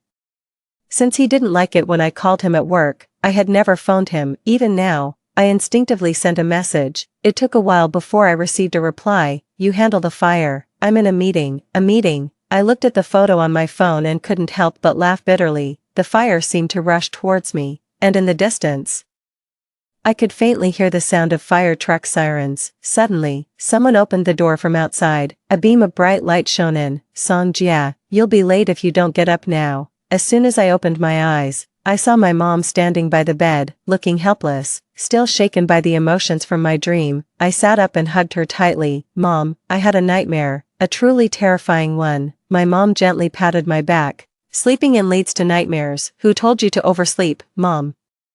I'm not a kid anymore. Oh dear, you're not easy to fool anymore. I burst into laughter. Thankfully, that scene was just a dream. With my mom's interruption, I felt much better, obediently got out of bed, washed up, ate breakfast, and left for school. But I didn't expect to see Gu Chinnan right outside the gates of my community. Gu Chinnan casually spit out his bubble gum and waved at me. What a coincidence. You live in this community. I nodded and continued walking. Do you live here too? He shook his head, slowly following behind me. I live ahead, just passing by. Lindsason is sick. No joke. Songjia, do you know how to solve this problem? During a break, Lindsason suddenly approached my desk. It startled me. The dream from last night was still vivid in my mind, and I didn't want to see him again. My hands continued to work on the problems as I replied indifferently. No. How do you know you don't if you haven't looked? He never used to be like this. I stopped writing, reluctantly glanced at the problem in his hand. Oh, it was the problem I had just solved. No, I said calmly, turning the page of my workbook. After Lindsason left, I turned my head to see Gu Chinnan, who was propped up on the desk, smiling. The sunlight from the window fell on his smiling eyes. He had a completely different personality and charm compared to Lindsason. Vibrant. What are you laughing at? I asked him. He blinked. I just think your strategy of playing hard to get is quite clever. It hasn't even been a year, and he's already running back to you. I grabbed my workbook and smacked it on his head. If you dare talk nonsense again, I'll tear your mouth apart, I threatened fiercely, waving my fist at him. But this only elicited unrestrained laughter from him. His laughter was loud enough to draw the attention of the entire class towards us. In a panic, I rushed over to cover his mouth. Only when he stopped laughing did I realize my mistake and quickly let go, but he suddenly leaned in close, staring intently into my eyes. Just as I was about to punch him in the face, he laid back down on the desk, still laughing. Yeah, I wasn't lying this time. It seems that I really don't like him anymore. I haven't liked him for a long time now. The affection I had for 10 years vanished at the moment of my rebirth, leaving behind only a habitual flutter of the heart.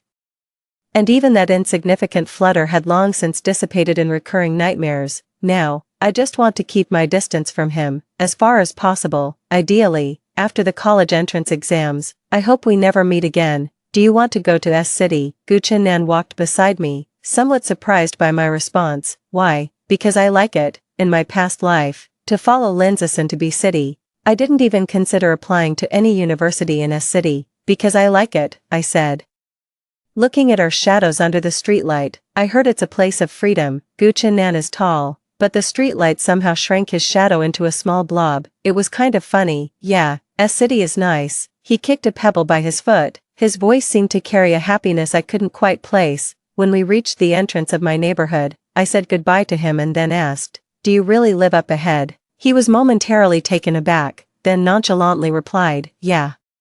Do you want to come over and hang out?" "No," I said, quickly walking away while clutching my backpack. Later, I thought about it carefully. The reason I never ran into him on the street in my past life was probably that I was too busy following Lindsison around, not paying attention to anyone else, not to mention Guchen Nan, whom Lindsison least favored. It wasn't long after I started going to and from school with Guchen Nan that the term ended, in the new term of senior year 3. It was time to change seats again. Lindsison and Guchen Nan switched places, the teacher said casually from the podium. I was startled from my exercises. Guchen Nan immediately raised his hand. I don't want to switch. He was used to being carefree and often skipped class, so the teachers didn't really favor him. The teacher frowned and asked displeased, "Why not? I like the sunshine," Guchen Nan said as he opened the window. The sunlight outside was just right, falling on him, making him look particularly striking. Lindsison, sitting on the other side, also looked over at me from afar, as if he was determined to get Guchen Nan's spot. I raised my hand and said, "Teacher, the class president has good grades and many students ask him questions during breaks. I'm worried it might affect other students as well as both our studies." The implication was that Lindsison being seated alone was the best option for him to shine on his own. The teacher thought about it and agreed that I had a point. However, in the end, she decided to swap the seats of Guchen Nan and the girl sitting behind him. Guchen Nan was pleased with the outcome and squinted at me playfully after adjusting his desk. "As long as you're not sitting with Lindsison, it doesn't matter who you sit with." 9. The studies in senior year were intense, even though it was my second time experiencing this. I occasionally felt overwhelmed.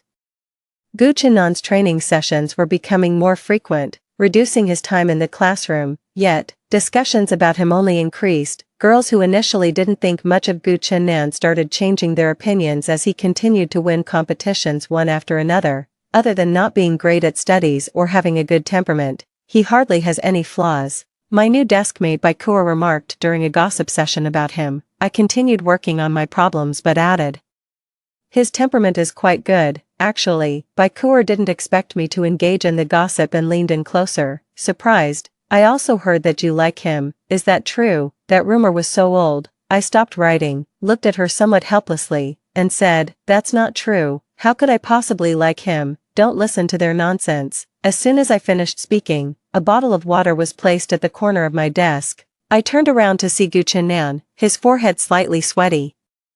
It was a bit awkward. After a few seconds of eye contact, I looked down at the water at the corner of the desk. "How much for the water?" "I'll pay you." Guchen Nan seemed upset. He didn't take the money for the water and stopped talking to me. After he slept on the desk for a class period, Lindsison came over. Lindsison placed a form on my desk and softly said, "The teacher wants you to participate in this competition to secure a nomination for direct admission." It was hard not to be excited by the word nomination. I took the form without asking any questions, only to realize that I would be participating in the competition with Lindsison. "Would you not participate just because I'm also involved?" he asked me during the prep class, sitting next to me. I glanced at him. By now, I could look at him calmly. "Why would I not?" I politely shifted away. "The nomination is very important, more important than you are." I'm not sure if my movement was too obvious or my words too cold, but Lindsison's smile stiffened for a moment. I ignored him and started preparing for the class. When I looked up after finishing my work at the end of the class, I saw Guchen Nan standing outside the classroom. He had changed a lot, and many girls were approaching him to chat. "Do you like someone like that?" Seeing me looking at Guchen Nan outside, Lindsison, sitting next to me, also looked over. His voice was indifferent. I turned back to him and firmly replied, "I just don't like someone like you." 10. Why are you here? I asked Guchen Nan, walking beside me. "Surely you're not just passing by again." He patted my head and said, "Next to us is the gym, didn't you know?" I instinctively looked back. And indeed it was a gym. "Do you train at this time every day?"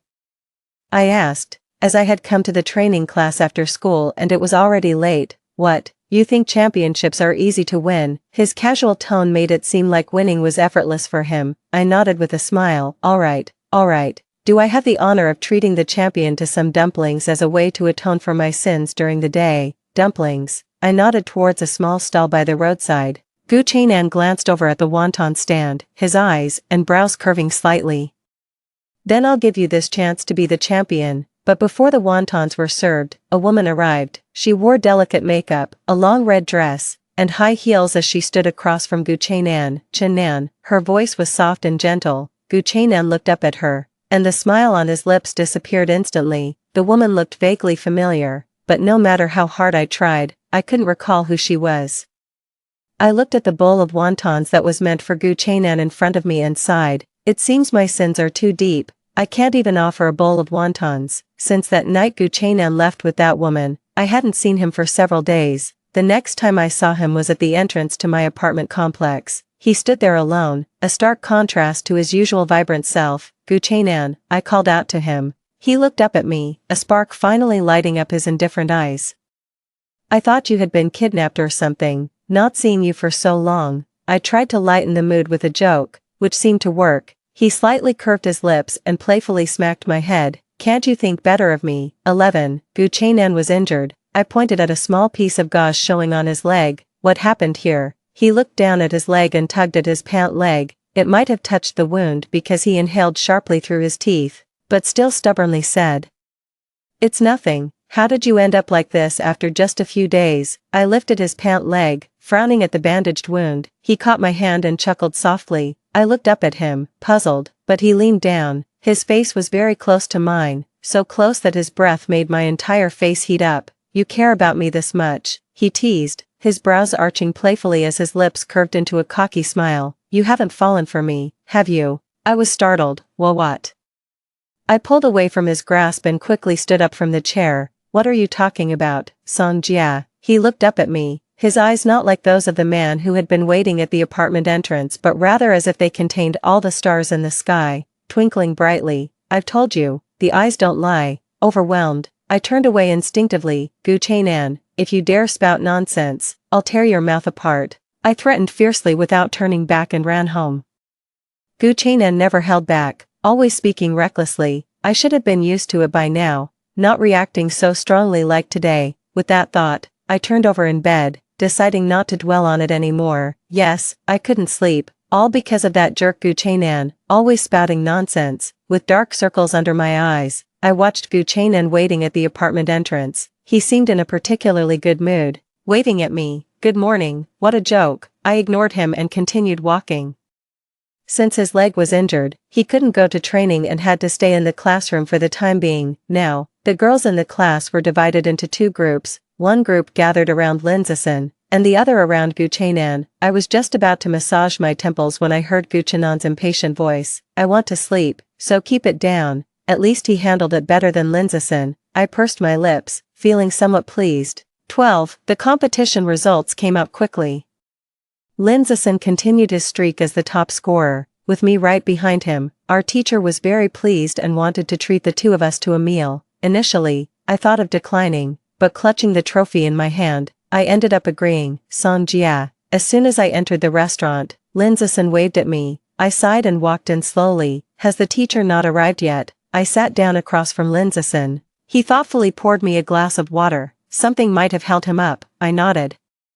Then I leisurely poured the water he gave me from my glass into a bowl, rinsed the bowl, and then the chopsticks. "Could you dispose of this for me?" "Thank you." I politely stopped a waiter and handed over the bowl of water. The water Linzison poured for me. I feared it would bring bad luck. Seeing my actions, he didn't get upset and casually rinsed his own bowl and chopsticks too, true to his rank as number one. He never lets himself get embarrassed. Now that the direct admission is successful, we can continue to be at the same school, Linzison said while rinsing his bowl. I was stunned. In my past life, I would have been overjoyed to the point of waking up laughing from dreams. Unfortunately, I only managed to get into a school not too far from him. "Can we only get direct admission to one college?" I asked with a smile. "Then I might try taking the entrance exams." The impact of my words seemed to stiffen his expression, pretending not to notice his discomfort.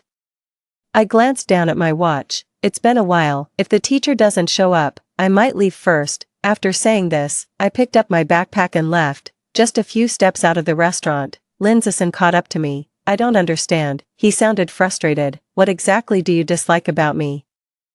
I turned to look at him. Under the streetlight, he didn't seem so superior anymore. His gesture of holding me felt just like the countless times I had reached out to him. "Linzison." I pulled away from his grasp, asking him, "You don't have feelings for me, do you?" 13. I always said Lindsayson was problematic. In my past life, I was always trailing behind him, willing to pluck stars from the sky for him, yet he wouldn't spare me a second glance, now that I can barely stand to look at him.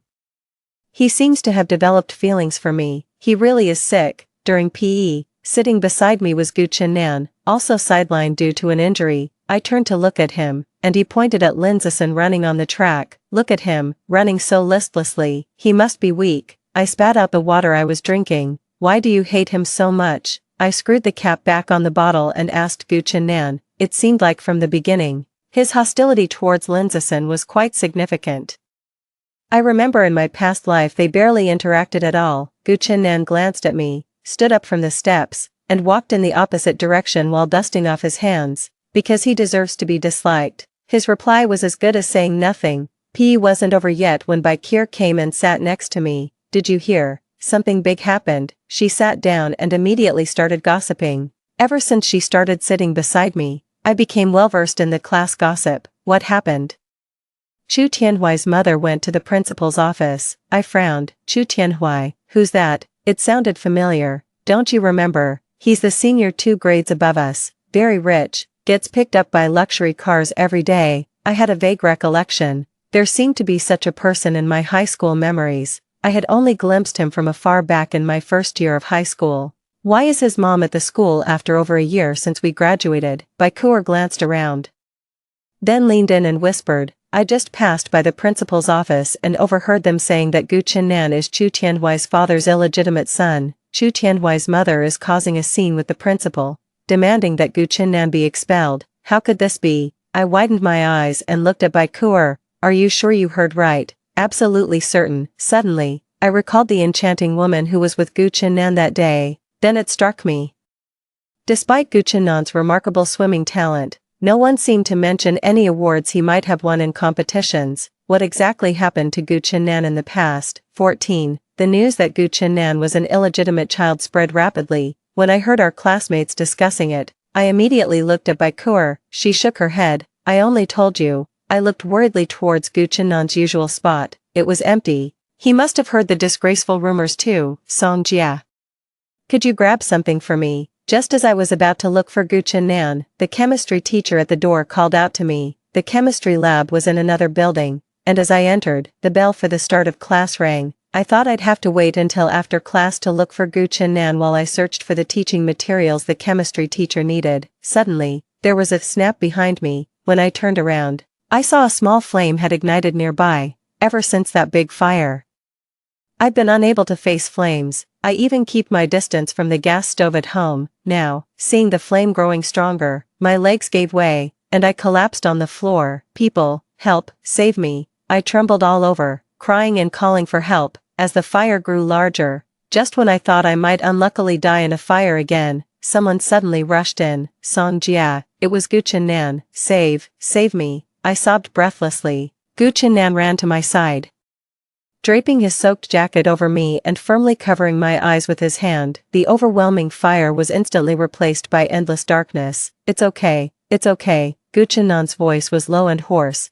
as if he was very scared. I'm here, with you. I'll get you out. It felt like grabbing a lifeline in the darkness. I clung tightly to him. It seemed like many people arrived, and the noise around us grew. Gu Chen-nan held me as we walked out, and it felt like a long time before I heard Lindsayson. For now, the principal is under a lot of pressure. After the doctor left, I finally opened my eyes. Gu Chen-nan was standing by my bed, his clothes marked by burns. His face was unevenly marked with patches of white and black. Are you awake? His furrowed brows relaxed as he saw me opening my eyes. I nodded and glanced towards the door, asking him, is the principal going to expel you? He paused for a moment, his eyes dropping slightly. You heard about it too. He forced a wry smile, his tone tinged with self-mockery. Was that woman your mother that day? Yes, just as I had guessed, but that woman seemed vaguely familiar, as if I had seen her somewhere before. Song Jia. He suddenly looked up at me. I'm an illegitimate child. I was taken aback by his bluntness. So what? I looked back at him. It's not your fault, whether it's your mom's or your dad's mistake. None of it is your fault. Let the adults handle their issues.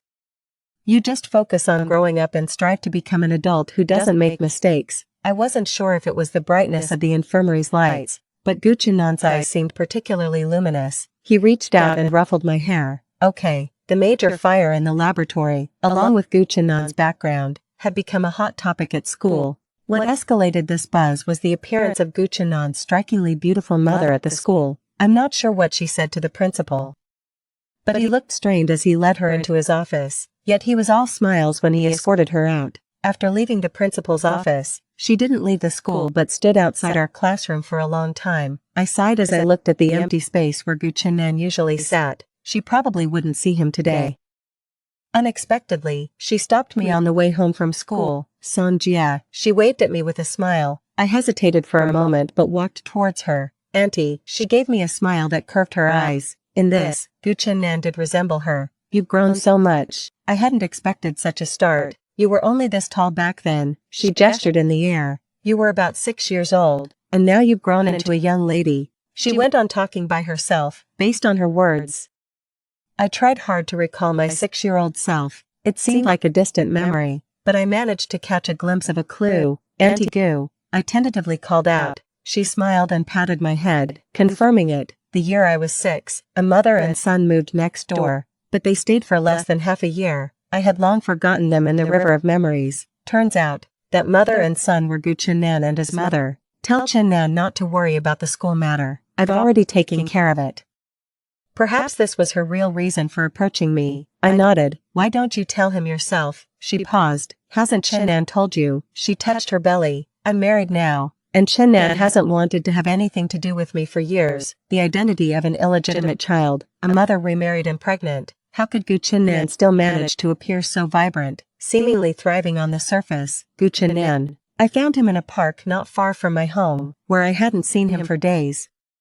He was squatting under a bridge, a partly smoked cigarette still between his fingers. The dim streetlight cast a sorrowful shadow over him, making him look incredibly pitiable. Perhaps this was his true self. He looked up at me and instinctively threw the cigarette aside. I looked at the cigarette that took a moment to go out on the ground, walked over, and slapped him on the head. You started smoking. He shook his head. Then he spat out the bubble gum he was chewing and showed it to me.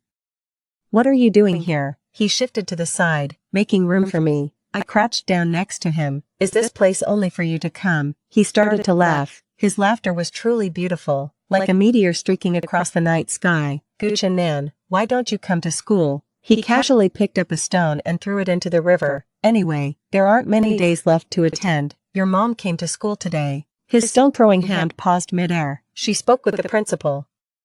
You won't be expelled, this time. The stone he threw into the river caused a big splash. Gu Chennan stood up from the ground. I don't need her feigned concern. She got married and has other children. He looked down at me, his eyes dull. She has shed that shameful status, and that child will be born legitimate, receiving everyone's love and blessings. What about me then? His voice was low and hoarse, like a needle piercing my heart. I stood up, meeting his gaze. You have me, with me. You are also legitimate, and also deserve everyone's love and blessings. Gu Chennan, come back to school, with me. In a previous life, it was around this time that Gu Chennan left school, and then there was no news from him. But this time, Gu Chennan came back. No one in the school gossiped about Gu Chennan's background anymore, as everyone had entered a tense study period. Months passed in the blink of an eye. On the day the college entrance examination ended, the students, who had been tense as a tightly drawn string, celebrated wildly like untamed horses within the school. I stood quietly in the corridor, experiencing an unprecedented sense of relaxation. At that moment, Linzison approached me. He was already guaranteed a university spot but had still participated in the exams. Sonjia. He joined me in watching the clouds overhead. Where do you want to go to university? This was a question I had once asked him. I glanced at him sideways.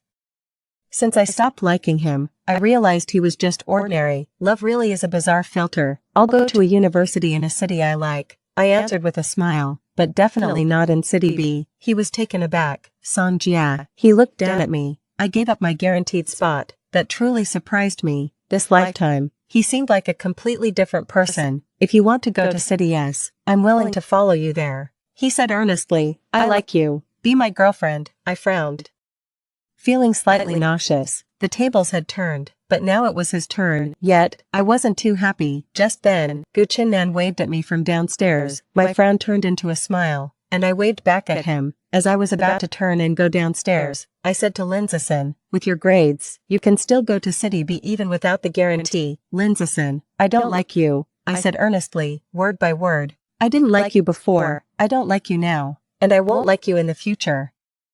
I will never like you, nor do I like the self that would sacrifice its identity for you. What's so good about Guchin Nan? He persisted, following closely behind me. He smokes, drinks, fights, and his grades are a mess, and he's an illegitimate child that nobody wants to see. As he finished speaking, I turned around and slapped him. I initially thought that his infidelity was a mistake he made 10 years later, and I shouldn't blame his present self for it. So all I thought about was keeping my distance from him. To my surprise, he turned out to be such a person. Maybe I never really knew him. He's better than you in every way, I said, laughing sarcastically. Lindsayson, what do you even like about me? If I remember correctly, ever since you transferred to our school, I never bothered you. Look behind you. My gaze shifted to a group of girls behind him. So many girls are around you, and you don't fall for them but choose to like me instead.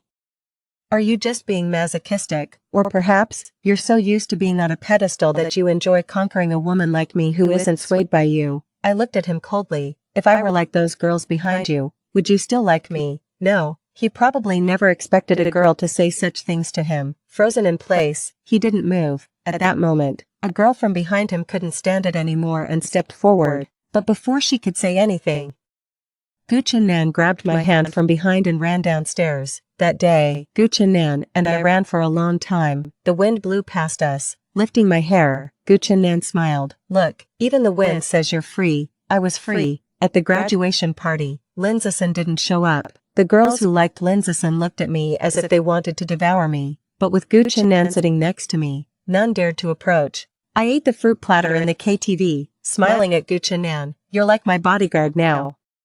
I'm happy to be, he said, raising an eyebrow with a mischievous smile. That day, everyone drank. Many classmates were drinking for the first time, getting completely drunk, after sending the last girl, who was cursing at me, home. I turned to look at Guchin Nan behind me. His ears were tinged with pink. He had drunk quite a bit. We walked back shoulder to shoulder, the streetlights stretching our shadows long, though we were still a fist's distance apart. Our shadows seemed to be holding hands. Sonjia. Guchin Nan suddenly stopped. I looked at our shadows and stopped too. I like you. He turned to face me. His eyes were always so bright, as if trying to draw people in. I slightly lowered my head, tucking my hair behind my ear. I know, I had known for a long time, when he pulled me to watch his competitions one after another, when he jumped off the wall to stop those thugs. My background is not glamorous, I'm not good at studying, and I fight. He repeated the words Lindsayson had said that day, but I don't smoke. I raised my hand to cover his mouth. His lips were cold,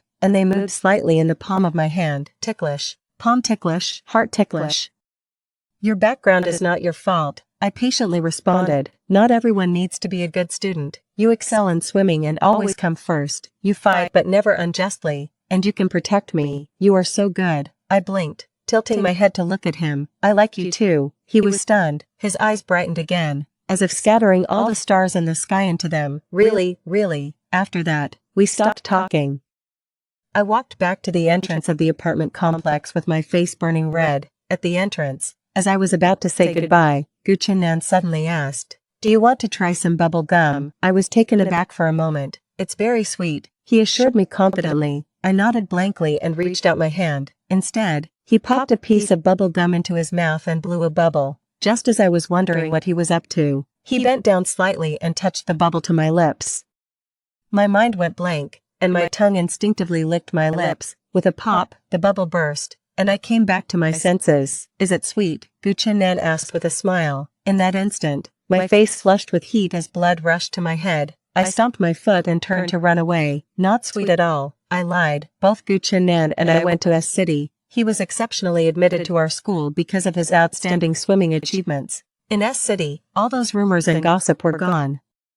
As soon as Guchin Nan started school, he was featured on the confession wall. Hey, isn't that Gu, the campus heartthrob? I sat in the cafe, looking at the person who had just finished training and came to meet me, my tone dripping with sarcasm. Guchin Nan sat down next to me with a cheery smile. Campus heartthrob. Here, I'm only the boyfriend of Song, the campus beauty. I laughed and playfully punched his chest.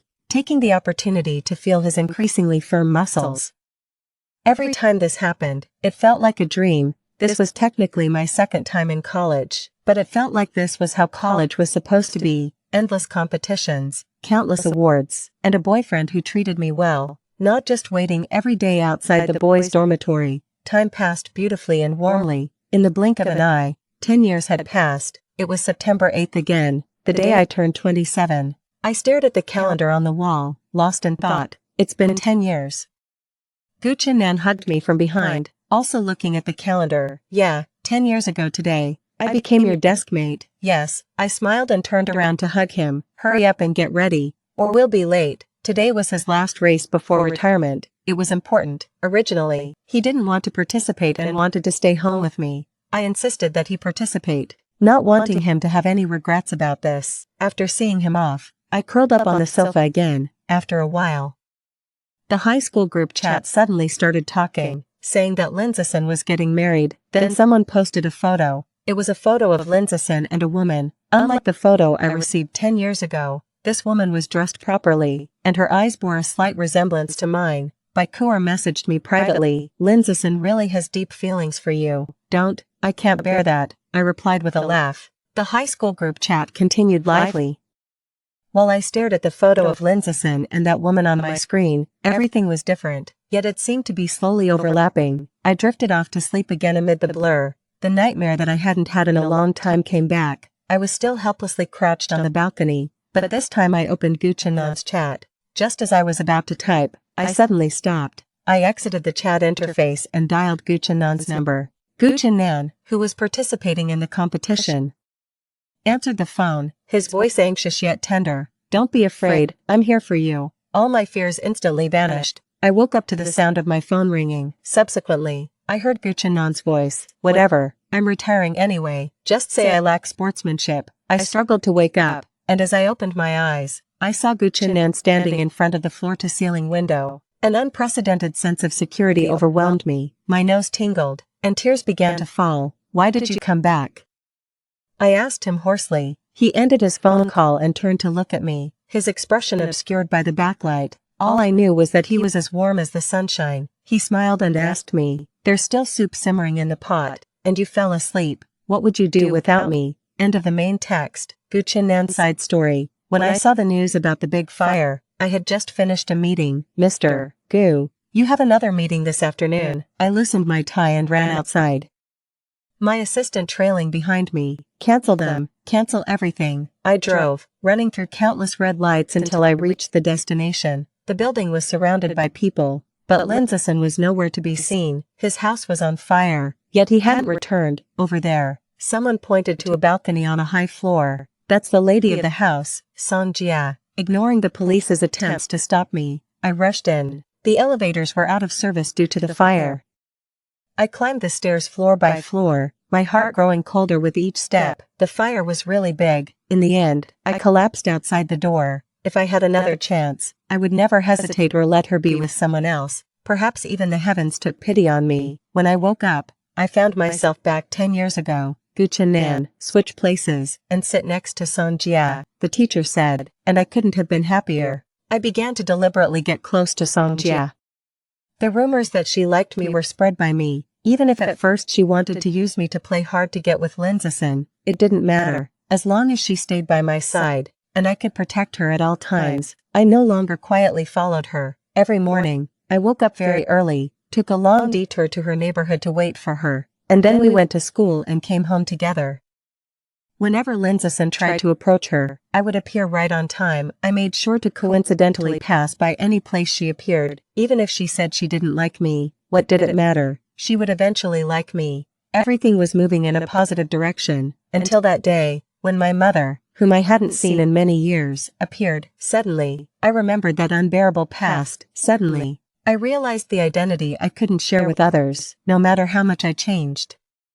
What was meant to come would still come. Zhu Tianhui, the man who found me, brought thugs that I couldn't handle. You're just a bastard. He looked down at me from his high ground. Tell your mother to stay away from my family. You'll never be part of the Chu family. I couldn't refute a single word he said. This identity was suffocating me, and Song Jia was even more dazzling than in my past life. so dazzling that I often asked myself if I was worthy of her. Do you think you're worthy of her? After the college entrance examination, Lin Zisun confronted me with the same words he had once said. He knew I liked Song Jia. He had known for a long time. This time, I countered, do you think you are worthy of the fiery love Song Jia had in her previous life? As I was leaving, I turned back to see him, his hand gripping the coffee cup tightly. You had a chance to have her, I said softly, but you didn't cherish it. If you don't cherish her, don't blame me for stepping in. Because of Song Jia, in this life, I chose a different path. I didn't end up at the Chu family's doorstep out of desperation. Instead, I climbed my way up into the national team step by step. Soon, the day of my retirement arrived. The entertainment industry had already extended an olive branch to me, waiting to sign me as soon as I retired. As long as it provided a good life for Song Jia, I was willing to do anything. But she insisted that I participate in a competition on September 8th. I love watching you compete, she said. I could never refuse her requests. Then come watch me compete. Stop kidding, I've got work to handle. I felt uneasy with her staying at home alone. Before the competition, I called her twice with no answer. A wave of fear overwhelmed me, and ignoring all obstacles, I changed clothes and rushed home. When I opened the door, I saw her curled up on the sofa, sleeping peacefully, with my favorite soup still simmering in the kitchen. The bubbling sound filled the room. I walked into the kitchen and turned off the stove. As the bubbling ceased, my heart calmed down as well. I squatted beside the sofa, gazing at Song Jia's serene face, feeling more grateful than ever at that moment. But then a phone call woke her up. The phone should have been on silent. It's okay. A little controversy is good for publicity, especially since I haven't even entered the entertainment industry yet, I said with a laugh as I pulled her tightly into my arms and kissed her furrowed brow. I rushed back just to enjoy the soup you made, didn't I? She was easy to appease. It wasn't long before she was okay again. The high school group chat was still lively. Suddenly, someone posted a blurry photo. Song Jia enlarged the photo again and again, pointing at the person behind her in the photo and asking me, "Hey, is this you?" It seemed to be from an event in our first year of high school. Yes. I held her close. I was always behind you, but you never looked back. So I had to run up beside you,